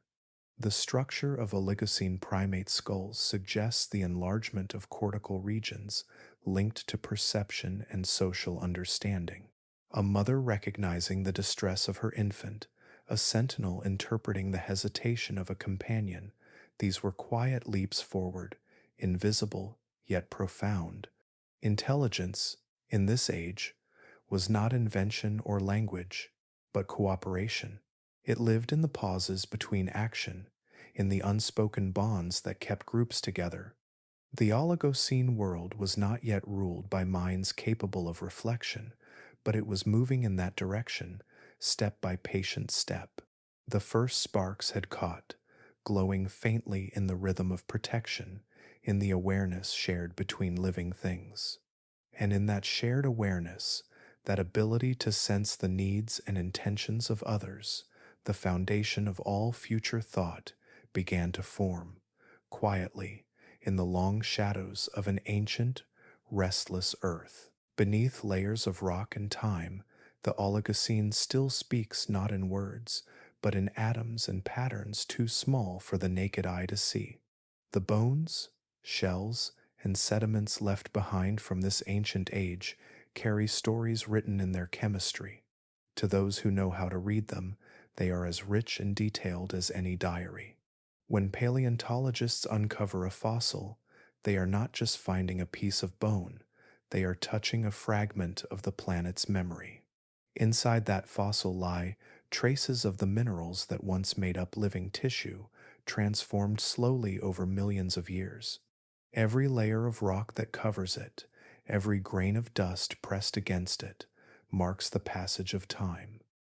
The Earth itself keeps the record, and science has learned how to translate it. Radiometric dating is one of the most powerful tools for unlocking these records. Deep inside, certain rocks are atoms that behave like clocks. Some, like uranium or potassium, decay into other elements at a constant and measurable rate.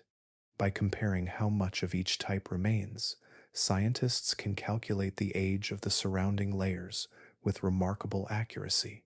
These clocks run slowly, ticking not in seconds but in millions of years, and through them, the Oligocene's timeline becomes clear. But the bones themselves tell subtler stories.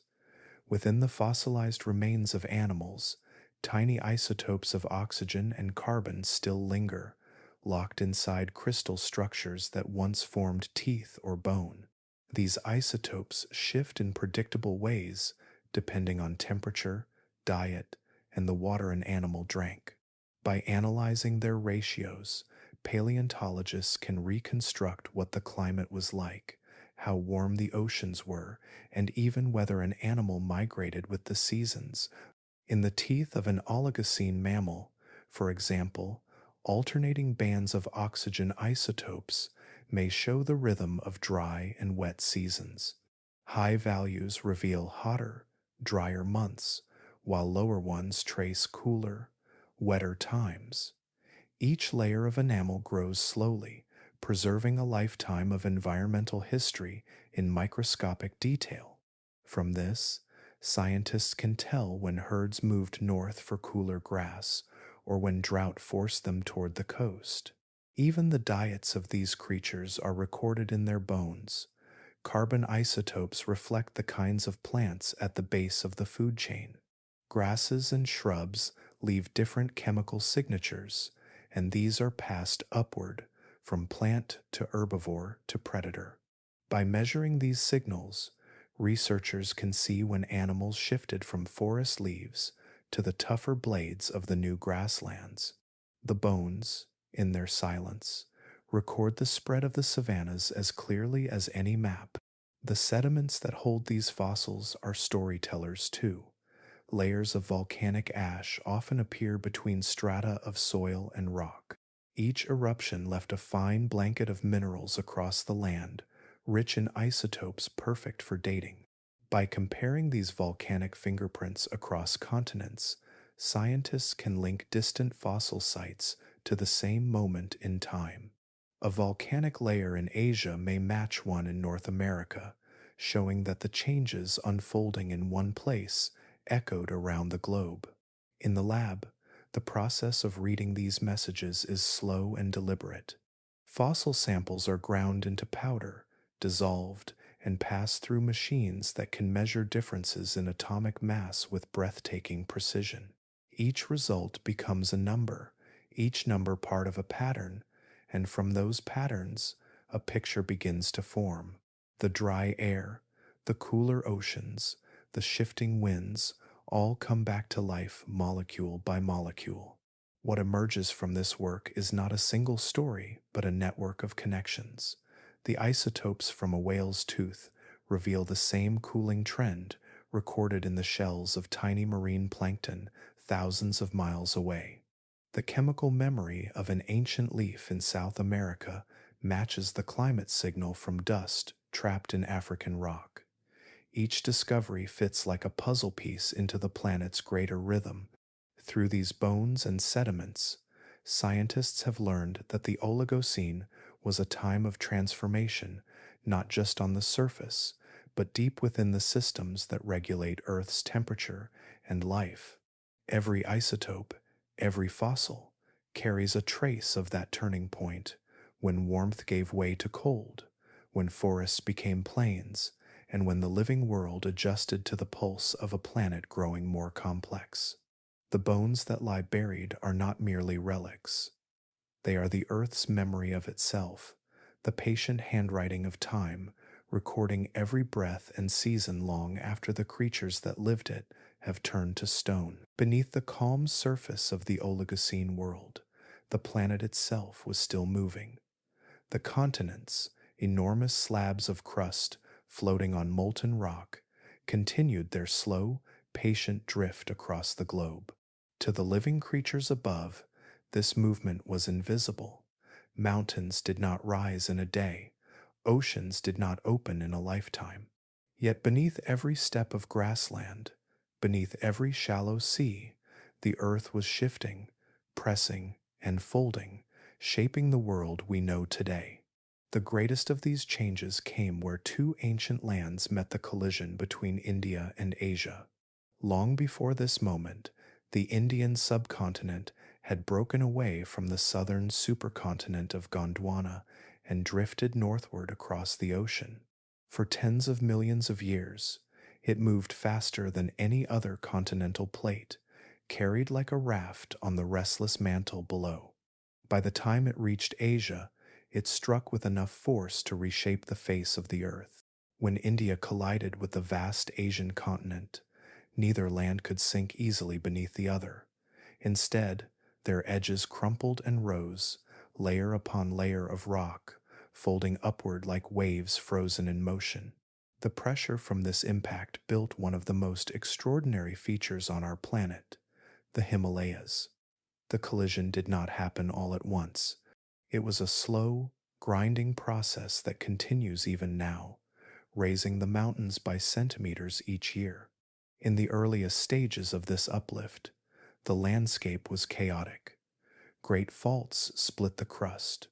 Rivers that once ran calmly across plains were forced to carve deep valleys through rising rock.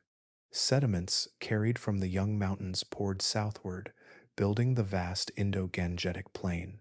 Over millions of years, the peaks grew higher, and erosion began to sculpt them into the towering ridges and sharp summits that would later pierce the sky. As the Himalayas climbed upward, they began to change more than the land. They altered the air itself. Mountains act like engines in the global climate system, redirecting winds, shaping rainfall, and cooling the atmosphere. The Himalayas rose high enough to block moist air from the south, forcing it upward where it cooled and released torrents of rain. On the far side of the range, the air descended dry and thin, giving birth to deserts that stretched across Central Asia. This new pattern of wind and water transformed entire ecosystems. The formation of the Himalayas strengthened the Asian monsoon, a rhythm of wet and dry seasons that would one day nourish some of the world's greatest rivers, the Ganges, the Indus, and the Brahmaputra. At the same time, the mountain's immense weight pressed downward on the crust, deepening basins that became fertile floodplains. Life gathered there, following the fresh water that flowed from melting snow and rain. The collision also stirred the deep ocean. As the continents pushed against each other, parts of the seafloor were forced downward, altering global circulation patterns. Cold, oxygen-rich water from the poles began to sink and flow along the ocean bottom, while warmer currents rose to replace it. This process, known as thermohaline circulation, helped stabilize the Earth's climate and spread nutrients through the seas. The cooling that defined the Oligocene was tied not just to the ice of Antarctica, but to these new mountain ranges that redirected air and ocean alike. In the rocks of the Himalayas today, scientists can still read the evidence of this collision. Fossilized shells, once part of a shallow sea, now rest at the highest elevations on Earth. Their presence tells a simple but astonishing truth. The tallest mountains in the world were once the floor of an ancient ocean.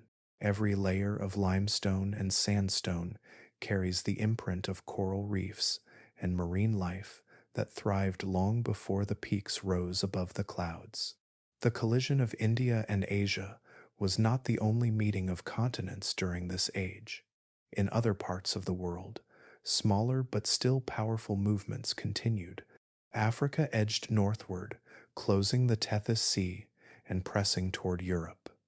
The Americas were slowly drifting closer together, preparing for a future when a land bridge would unite them. Each shift in the crust redefined the flow of winds, the course of rivers, and the spread of species. The Earth's surface, though seemingly solid, was always in motion. The mountains that touched the sky and the valleys that cut through stone were both outcomes of this ancient restlessness.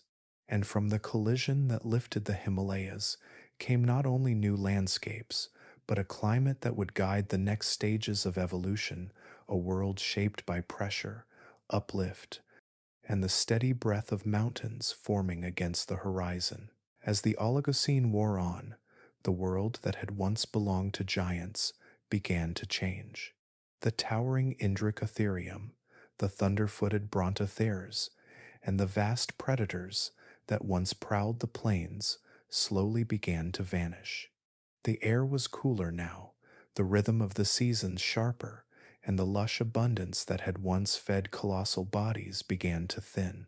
The age of sheer size, which had dominated for tens of millions of years, was coming to a quiet end. The Earth was stabilizing. After the great cooling events that had reshaped climates and carved new wind patterns, the world settled into a new balance.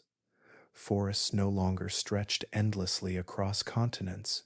Grasslands spread wider, and deserts expanded.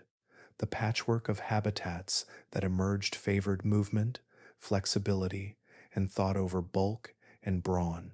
In this new environment, the slow and massive struggled to keep up with the changing pace of life.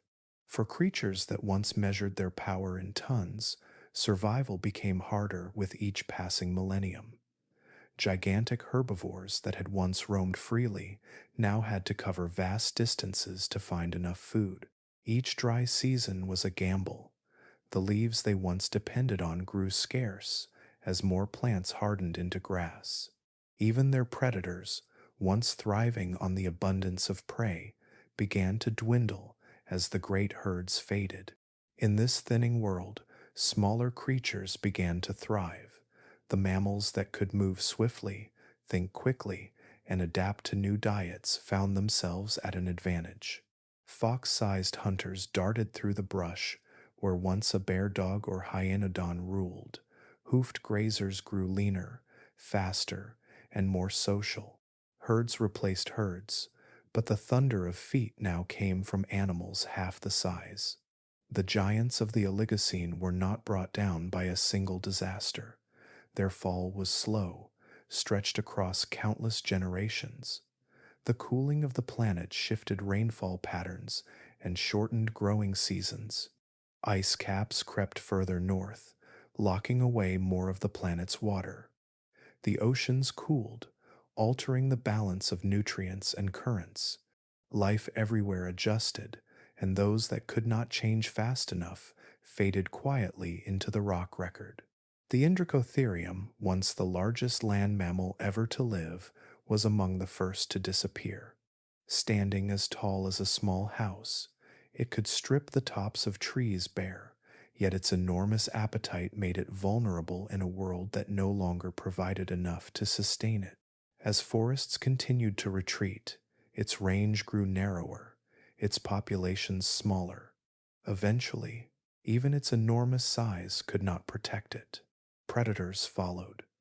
The bear dogs, those adaptable hunters of the plains, began to wane as prey became swifter and harder to catch.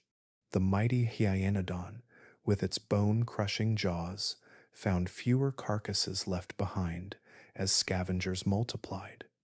Nature began to favor strategy over strength.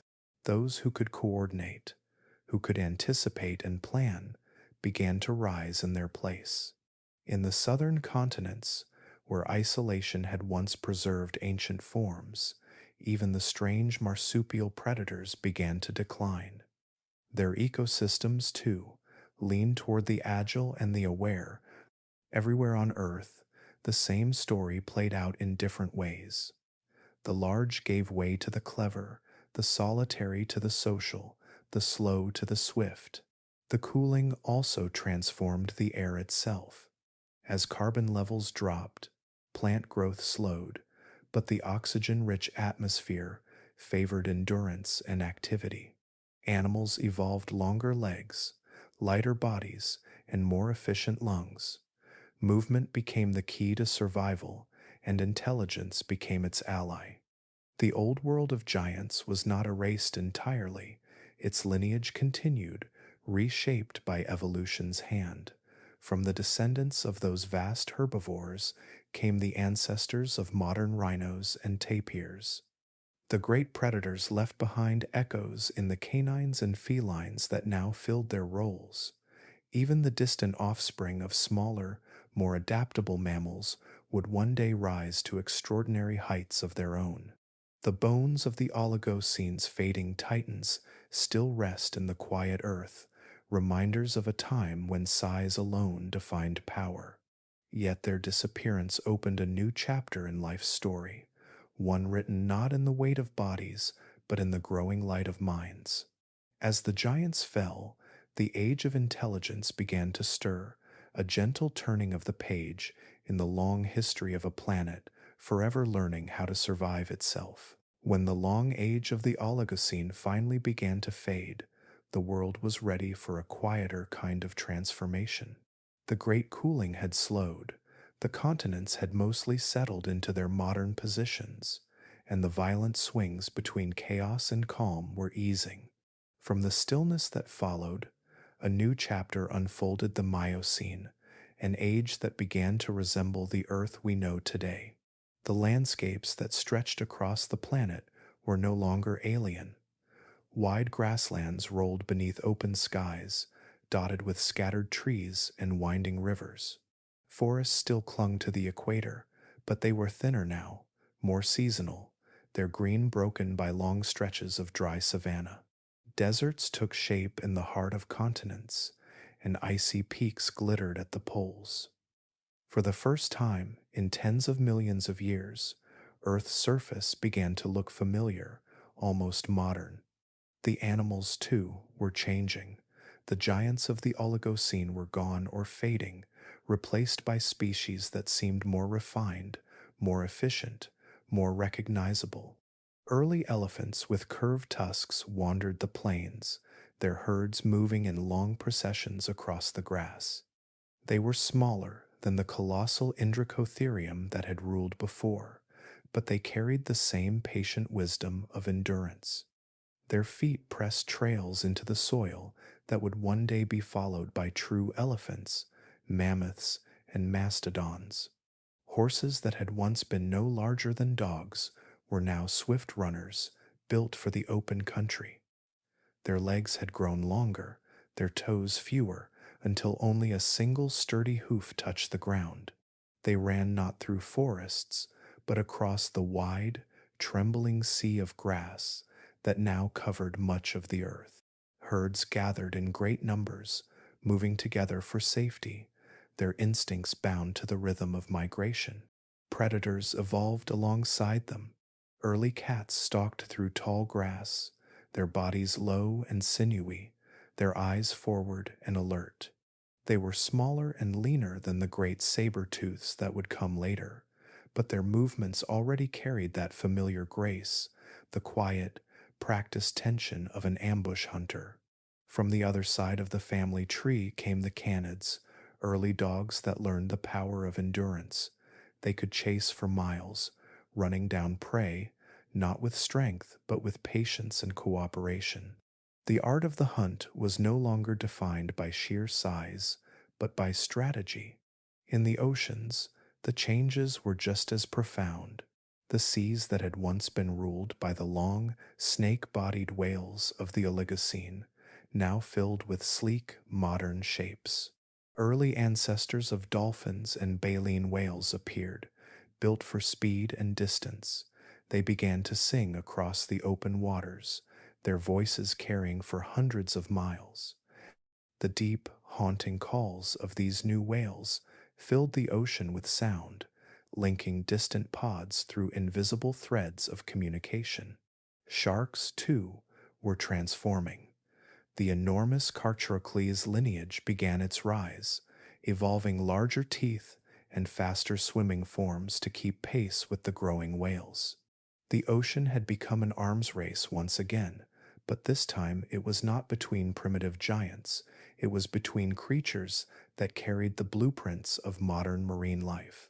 The world's plants were keeping pace. Grasses, now firmly established, spread their roots across entire continents. Their silica-rich leaves shaped the evolution of every animal that ate them, grinding down teeth and forcing constant adaptation.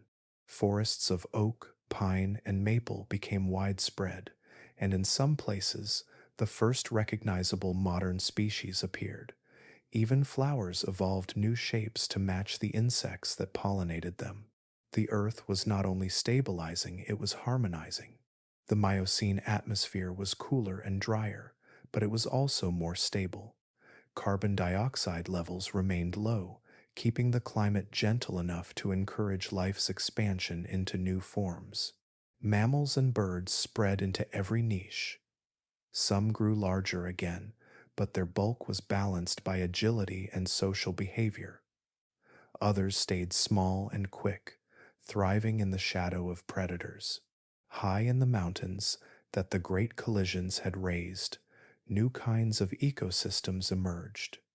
Grasses climbed the slopes, and hardy shrubs clung to the rocks.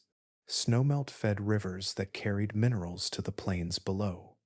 These rivers nourished wetlands and deltas, rich with fish, amphibians, and early reptiles. Every landscape was now interconnected, every region part of a larger system. Even the winds carried change. They sculpted dunes and shaped valleys, guiding migration routes for birds and mammals alike.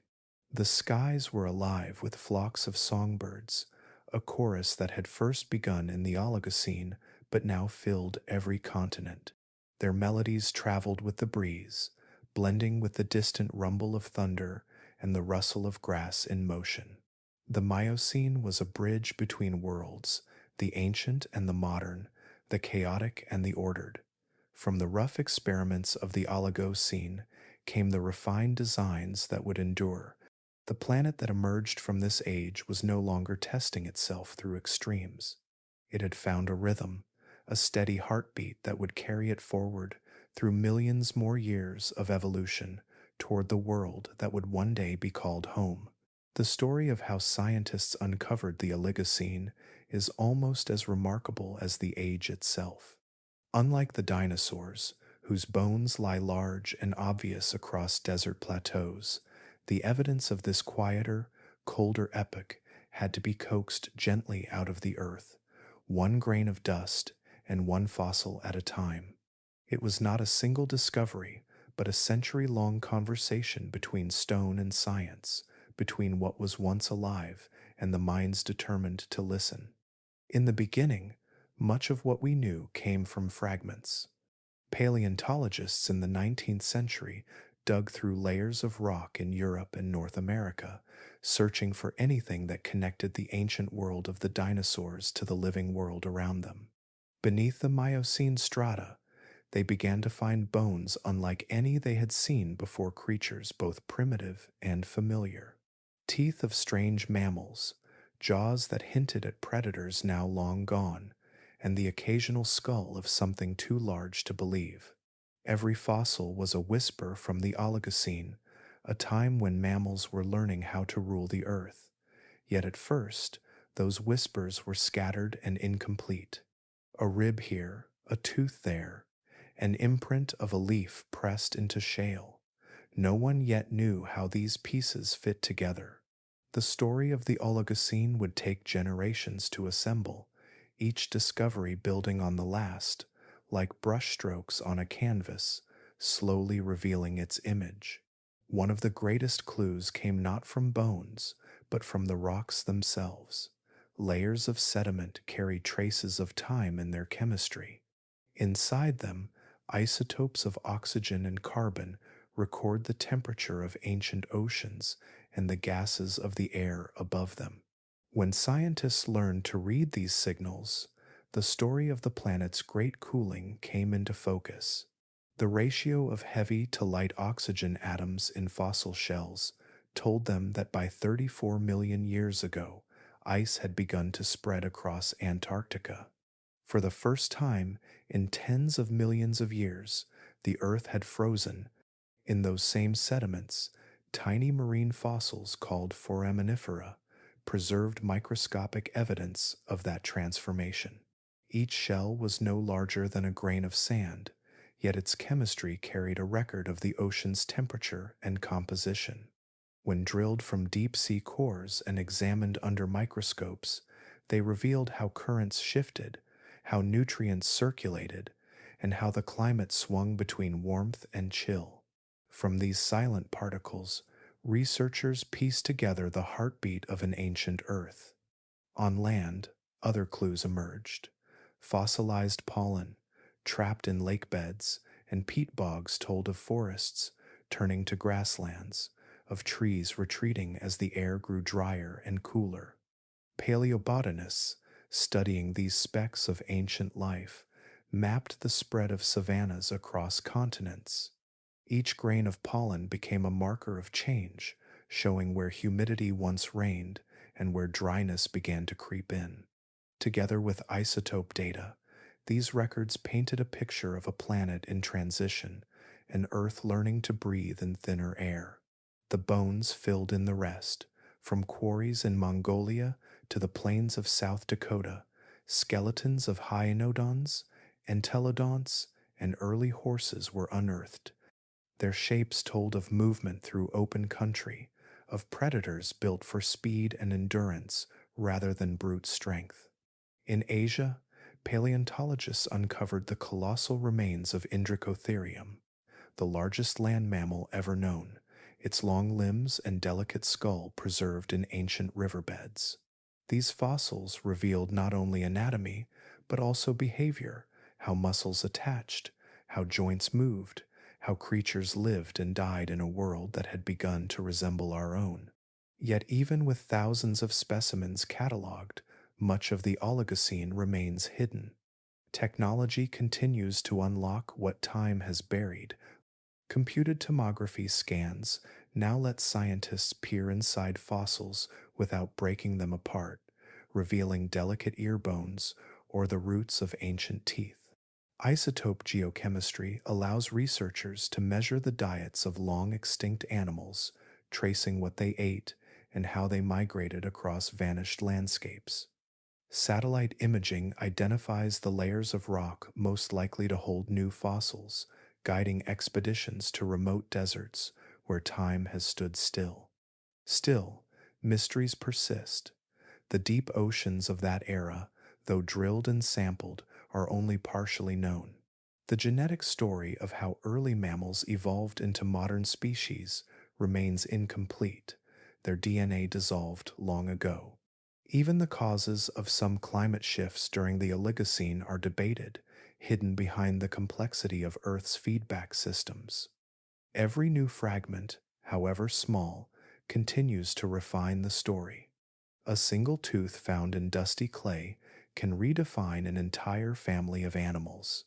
A pocket of ancient air trapped in ice can confirm how carbon moved through the atmosphere. The science of the Oligocene is a mosaic of patience, precision, and imagination, a world rebuilt from what was left behind.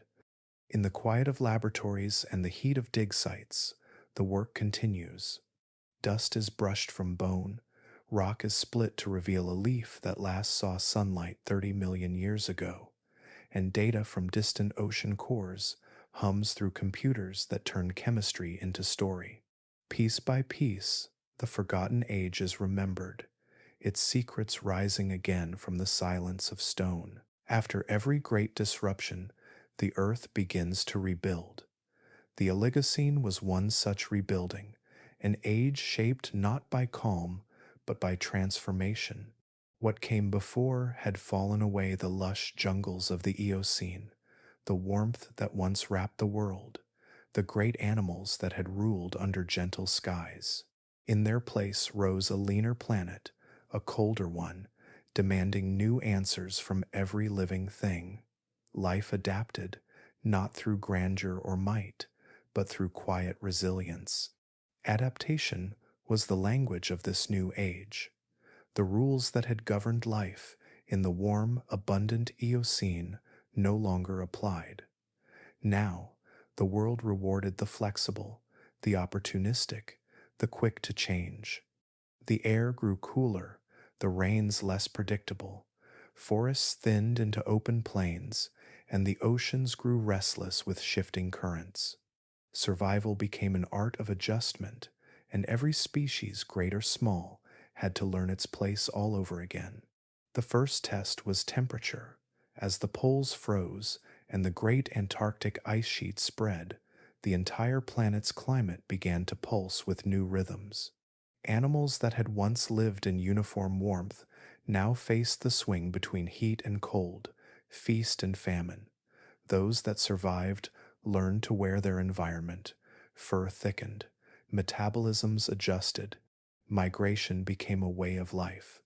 Birds took to the air to follow the seasons, while mammals began to move across continents in search of better ground. Mobility became a new form of intelligence, a way to read the world and respond before it was too late. Scarcity shaped behavior just as powerfully as cold. In the Eocene, abundance had allowed specialization creatures that lived only on fruit, or only in trees, or only near water. But in the Oligocene, the specialists disappeared.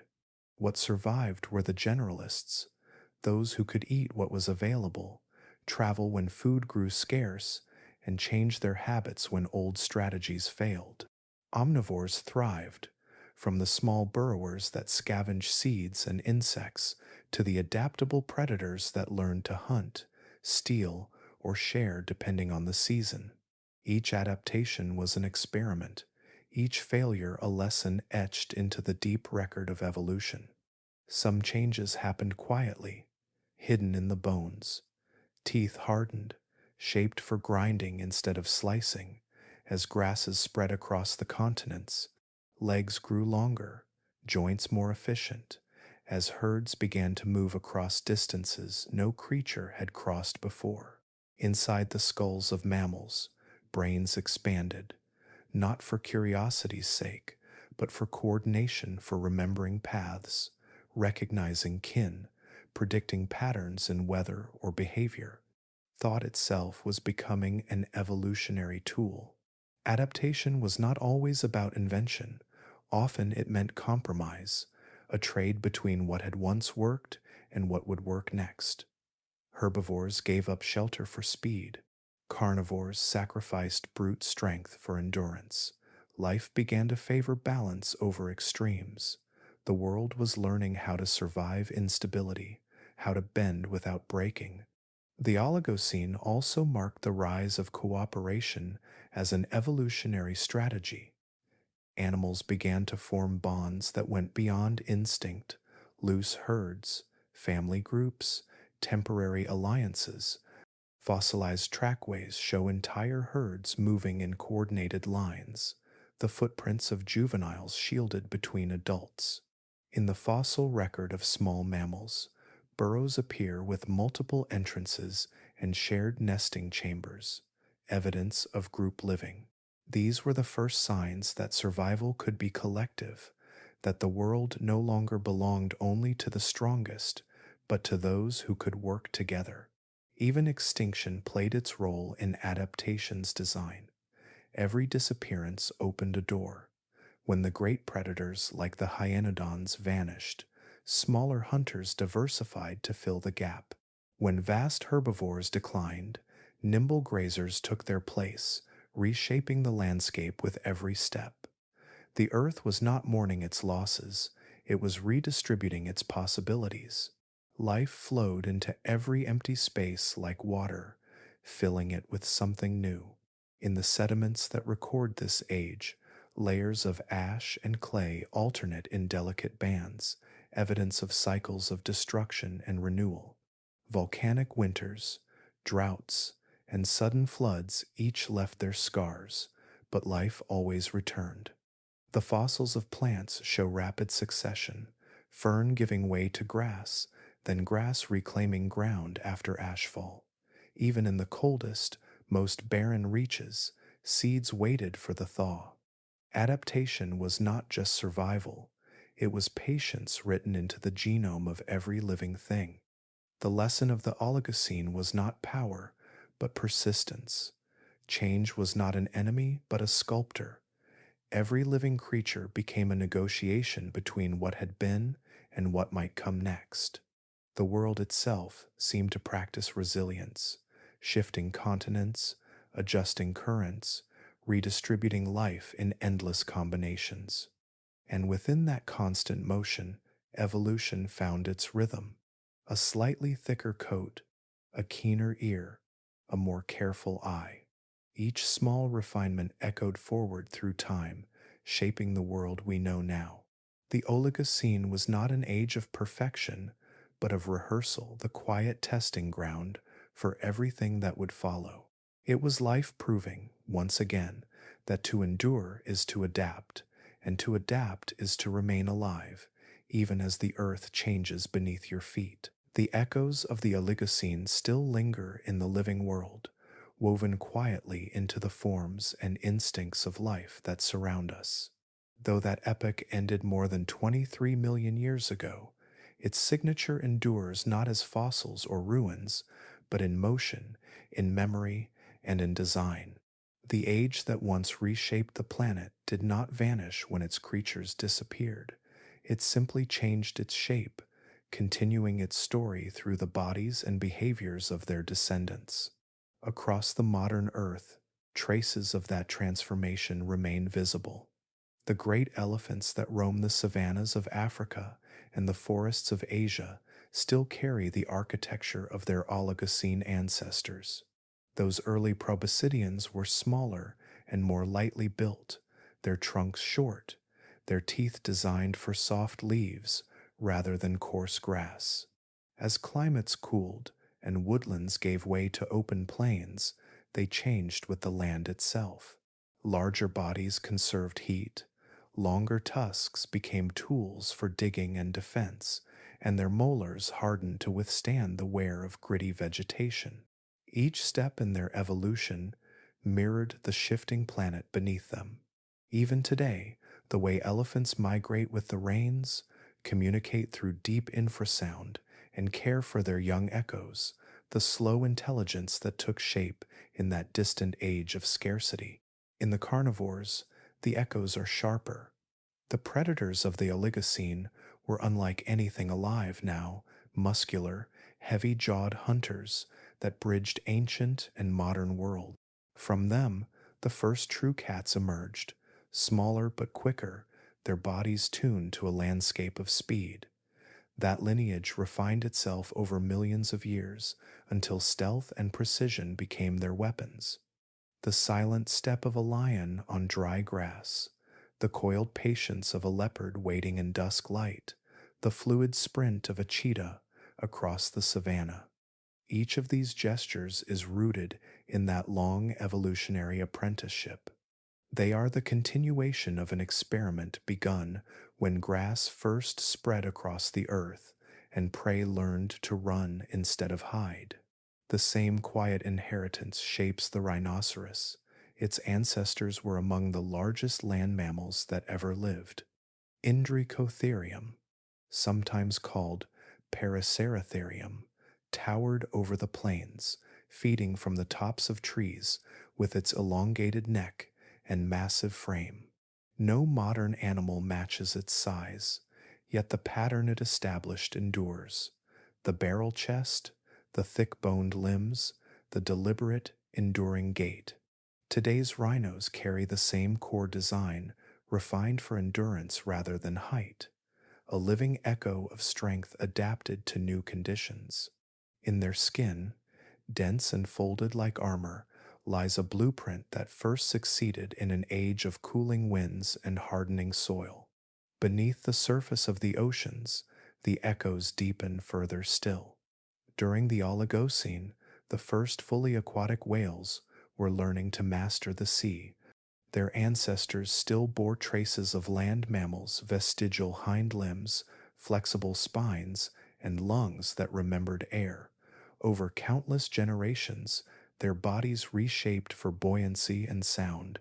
Ears evolved to detect vibrations through water, tails broadened into sweeping flukes, and their internal physiology adjusted to dive into darkness, where pressure crushes all but the most resilient forms of life. The descendants of those pioneers, blue whales, orcas, and humpbacks, still navigate the same migratory corridors that first connected the polar and equatorial seas. Their calls travel through water as if carrying the memory of an age when the ocean was the final frontier for mammals learning to breathe differently. Even the smaller creatures of today bear the fingerprints of that age. The ancestors of modern horses galloped across Oligocene plains on several toes, their teeth evolving to handle the wear of grass rich in silica. Over time, their legs lengthened, their stride refined, and their hooves fused into single, efficient columns of bone. The endurance and vigilance that define modern herds, the instinct to move together, to flee as one trace back to that early experiment in speed and awareness. And above them, songbirds filled the air for the first time, their ancestors taking advantage of cooler skies and changing winds. The variety of birdsong that now fills forests and fields began as an adaptation to shifting climates and open habitats where communication became as vital as camouflage. The Oligocene's imprint is not limited to form. It persists in function in the way life thinks and moves. The elephant's memory, the whale's navigation, the rhino's patience, the cat's focus, all are shaped by a world that demanded resilience. Even humans, though separated by eons, share the legacy of that adaptive pressure. Our ancestors would one day emerge into landscapes already sculpted by the innovations of that time, inheriting not only the world the Oligocene made, but the instincts it perfected. Evolution does not replace the past, it rearranges it. The genes that guided an Oligocene mammal through drought or migration still whisper in the biology of modern species. They guide how lungs expand, how limbs bear weight, how minds recognize kin and pattern. The present world is built from fragments of that one, a patchwork of survival refined over endless generations. When a herd of elephants crosses the plains, when a whale surfaces from the deep, when a lion's eyes catch the twilight, the memory of the Oligocene flickers again. The age may have passed into the strata of stone, but its echoes move through every living thing that endured beyond it, shaping the world quietly, patiently, as time continues its long and unbroken conversation with life. The Oligocene did not disappear quietly.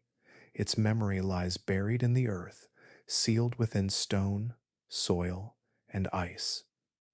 Across continents, its traces remain scattered like pieces of an unfinished puzzle. Each fossil, each print, each mineralized leaf tells a story of a world in motion, a planet caught between what it had been and what it was becoming. In the dry badlands of North America, the story waits in layers of sandstone and shale. There, the wind has carved the rock into ridges and gullies, revealing bones and footprints pressed into ancient mud. The ground is still patterned with the steps of long-vanished creatures. Three-toed horses once crossed these riverbanks, their prints small and light, spaced in rhythmic trails that fade into what was once grass. Nearby, larger impressions mark where early rhinoceroses trudged through damp soil, their heavy bodies sinking deep. Even now, millions of years later, those footprints tell of motion, of pause, of pursuit, of the ordinary acts of life preserved by chance. Sometimes, two sets of tracks converge. The stride of a hunter joins that of its prey. The space between them narrows until both disappear into the same patch of stone. What happened there, a chase, a struggle, a silence, is left to imagination, but the evidence is real. Once soft earth hardened under layers of sediment, and pressure turned fleeting moments into permanence. The fossils do not tell us everything, but they tell us enough to know that the Oligocene world was restless, its life etched into the ground by accident and endurance. Teeth, too, carry the imprint of time. In exposed rock formations, paleontologists uncover fragments of enamel chipped and worn from years of grazing. Under magnification, each tooth becomes a record of diet and environment. Fine scratches reveal the texture of the plants once eaten, while chemical isotopes within the enamel whisper of ancient climates. Ratios of oxygen and carbon record temperatures, and rainfall patterns with astonishing precision. From these small remnants, scientists reconstruct landscapes, dry seasons, rivers that came and went, and the rhythm of survival across millions of years. A single molar can hold the memory of an entire ecosystem. In South America, where the land evolved in isolation, fossil beds hold a different kind of record.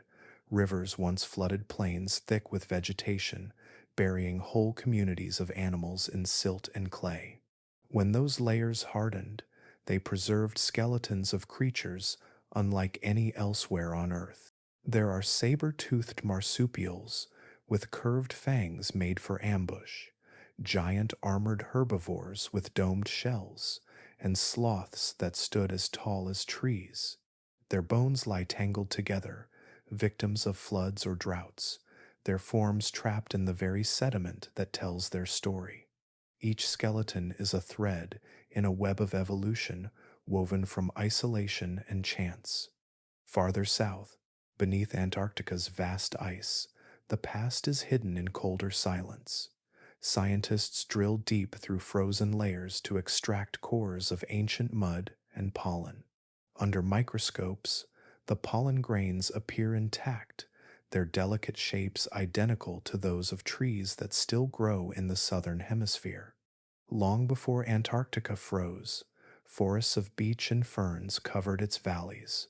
Rivers wound between trunks, and summers brought bursts of light that never set. When the climate shifted and ice advanced, those forests fell asleep beneath the snow. Now, their pollen is the only voice they have left, a microscopic reminder that even the most lifeless landscapes were once green. In some corners of the world, entire forests have turned to stone. In Oregon, in Patagonia, in the volcanic soils of Turkey, petrified trees still stand where they fell. Minerals seeped into their wood grain, replacing cell by cell with silica and quartz, until every fiber hardened. The growth rings are still visible, circles counting seasons long gone. Under sunlight, the trunks shimmer faintly, as if the forest still remembers its own breath. In the sediments of ancient seas, the bones of early whales lie undisturbed. Their skeletons rest in limestone beds, curved in graceful arcs. Some still hold traces of unborn young inside them, fossilized before birth. Around them lie shells of plankton and fish, remnants of an ocean in transition, one that was cooling, reorganizing, and redistributing life. Every layer of sediment above them adds weight, pressing the memory of motion into stone until even time itself feels still. And then there are the ashes. Across continents, Geologists trace thin gray bands running through rock layers of volcanic dust that settled over entire landscapes. Each one marks a moment when the earth trembled and reset its balance. These thin seams of ash act like bookmarks, linking fossil sites half a world apart. When the same layer appears in distant formations, scientists can measure time between eruptions, track migrations, and follow the pulse of the planet itself. To uncover the Oligocene is to listen carefully to silence. Every fossil unearthed is the result of countless coincidences: a flood at the right time, a layer of silt undisturbed, a mineral flow that replaced decay with preservation. Most of what lived then is gone without a trace, erased by erosion or buried too deep to find, yet enough remains to suggest continuity, to remind us that nothing is truly lost. When paleontologists brush soil from a tooth or reveal the curve of a rib in stone, they are not only finding bones, they are touching a moment when the world was in motion, when rivers ran in different courses and wind carried seeds across foreign ground. The Oligocene still breathes in these fragments not as a ghost, but as a memory fixed in mineral and time, waiting patiently beneath our feet. The Oligocene ended quietly, but its silence was not emptiness. It was the pause between verses in a song that never stopped playing. The planet had changed, reshaping itself into something leaner, colder, and more deliberate. Oceans settled into new rhythms, winds carved new routes across continents. The heat that once wrapped the world in abundance had thinned, leaving a sharpened edge to life. What remained was a world built for endurance, a blueprint that still guides every living thing today. The Earth's surface bore the marks of its transformation. The land had risen and folded into mountains. Antarctica, sealed in ice, had become the planet's mirror, reflecting sunlight back into space and locking the world into cycles of cold and thaw. Currents now circled the Southern Ocean in unbroken loops, carrying cold water and nutrients across vast distances. These unseen movements shaped everything that lived above. They governed rainfall, temperature, and the slow pulse of seasons. The Oligocene's rearrangement of air and water would define the course of life long after its creatures were gone. On the continents, the pattern of existence had changed forever. The open grasslands stretched wider each century, replacing the tangled forests of earlier ages. This openness rewarded awareness. Herds learned to move in synchrony, guided not only by instinct but by shared memory. The rhythm of migration became a kind of heartbeat for the planet. Where there had once been isolation, now there was motion. Where there had been abundance, now there was strategy. Life was learning to live not by what it had, but by how it could adapt. The creatures of that time, though long vanished, had begun the quiet work of shaping what would follow. Each adaptation, each adjustment, became a small inheritance passed forward through time.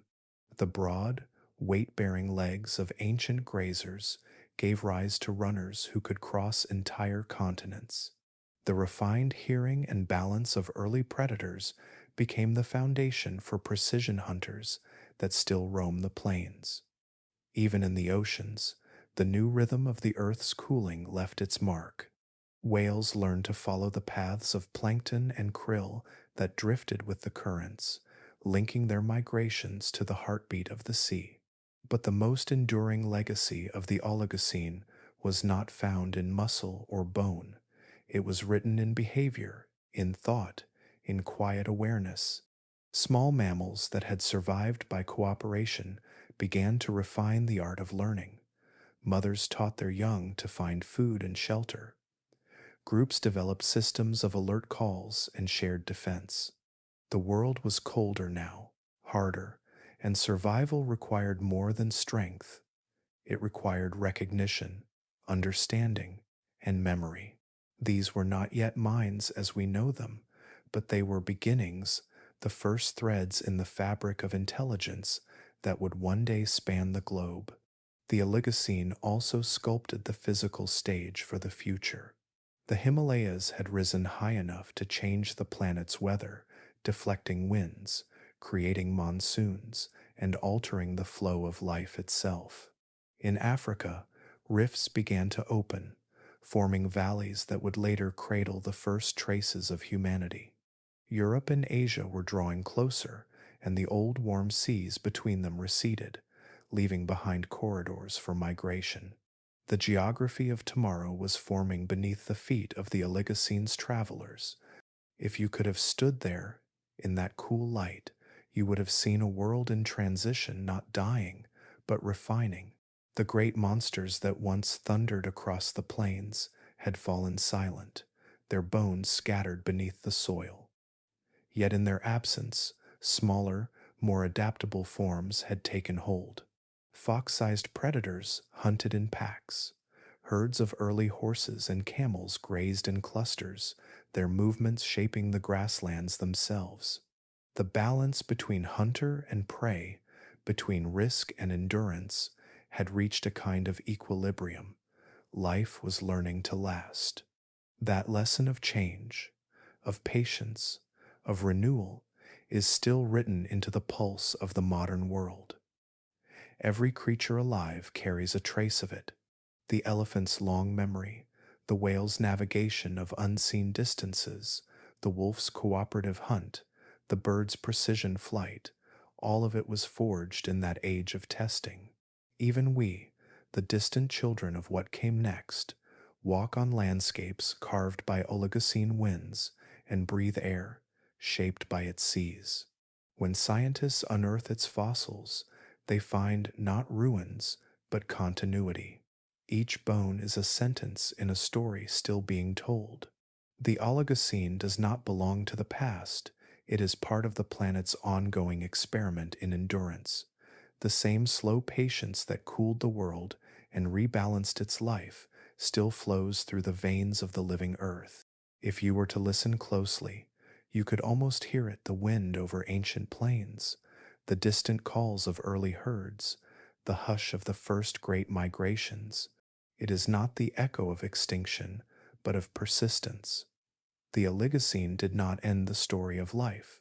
It taught life how to continue, and in every breath of every creature that survives today, that quiet lesson still endures.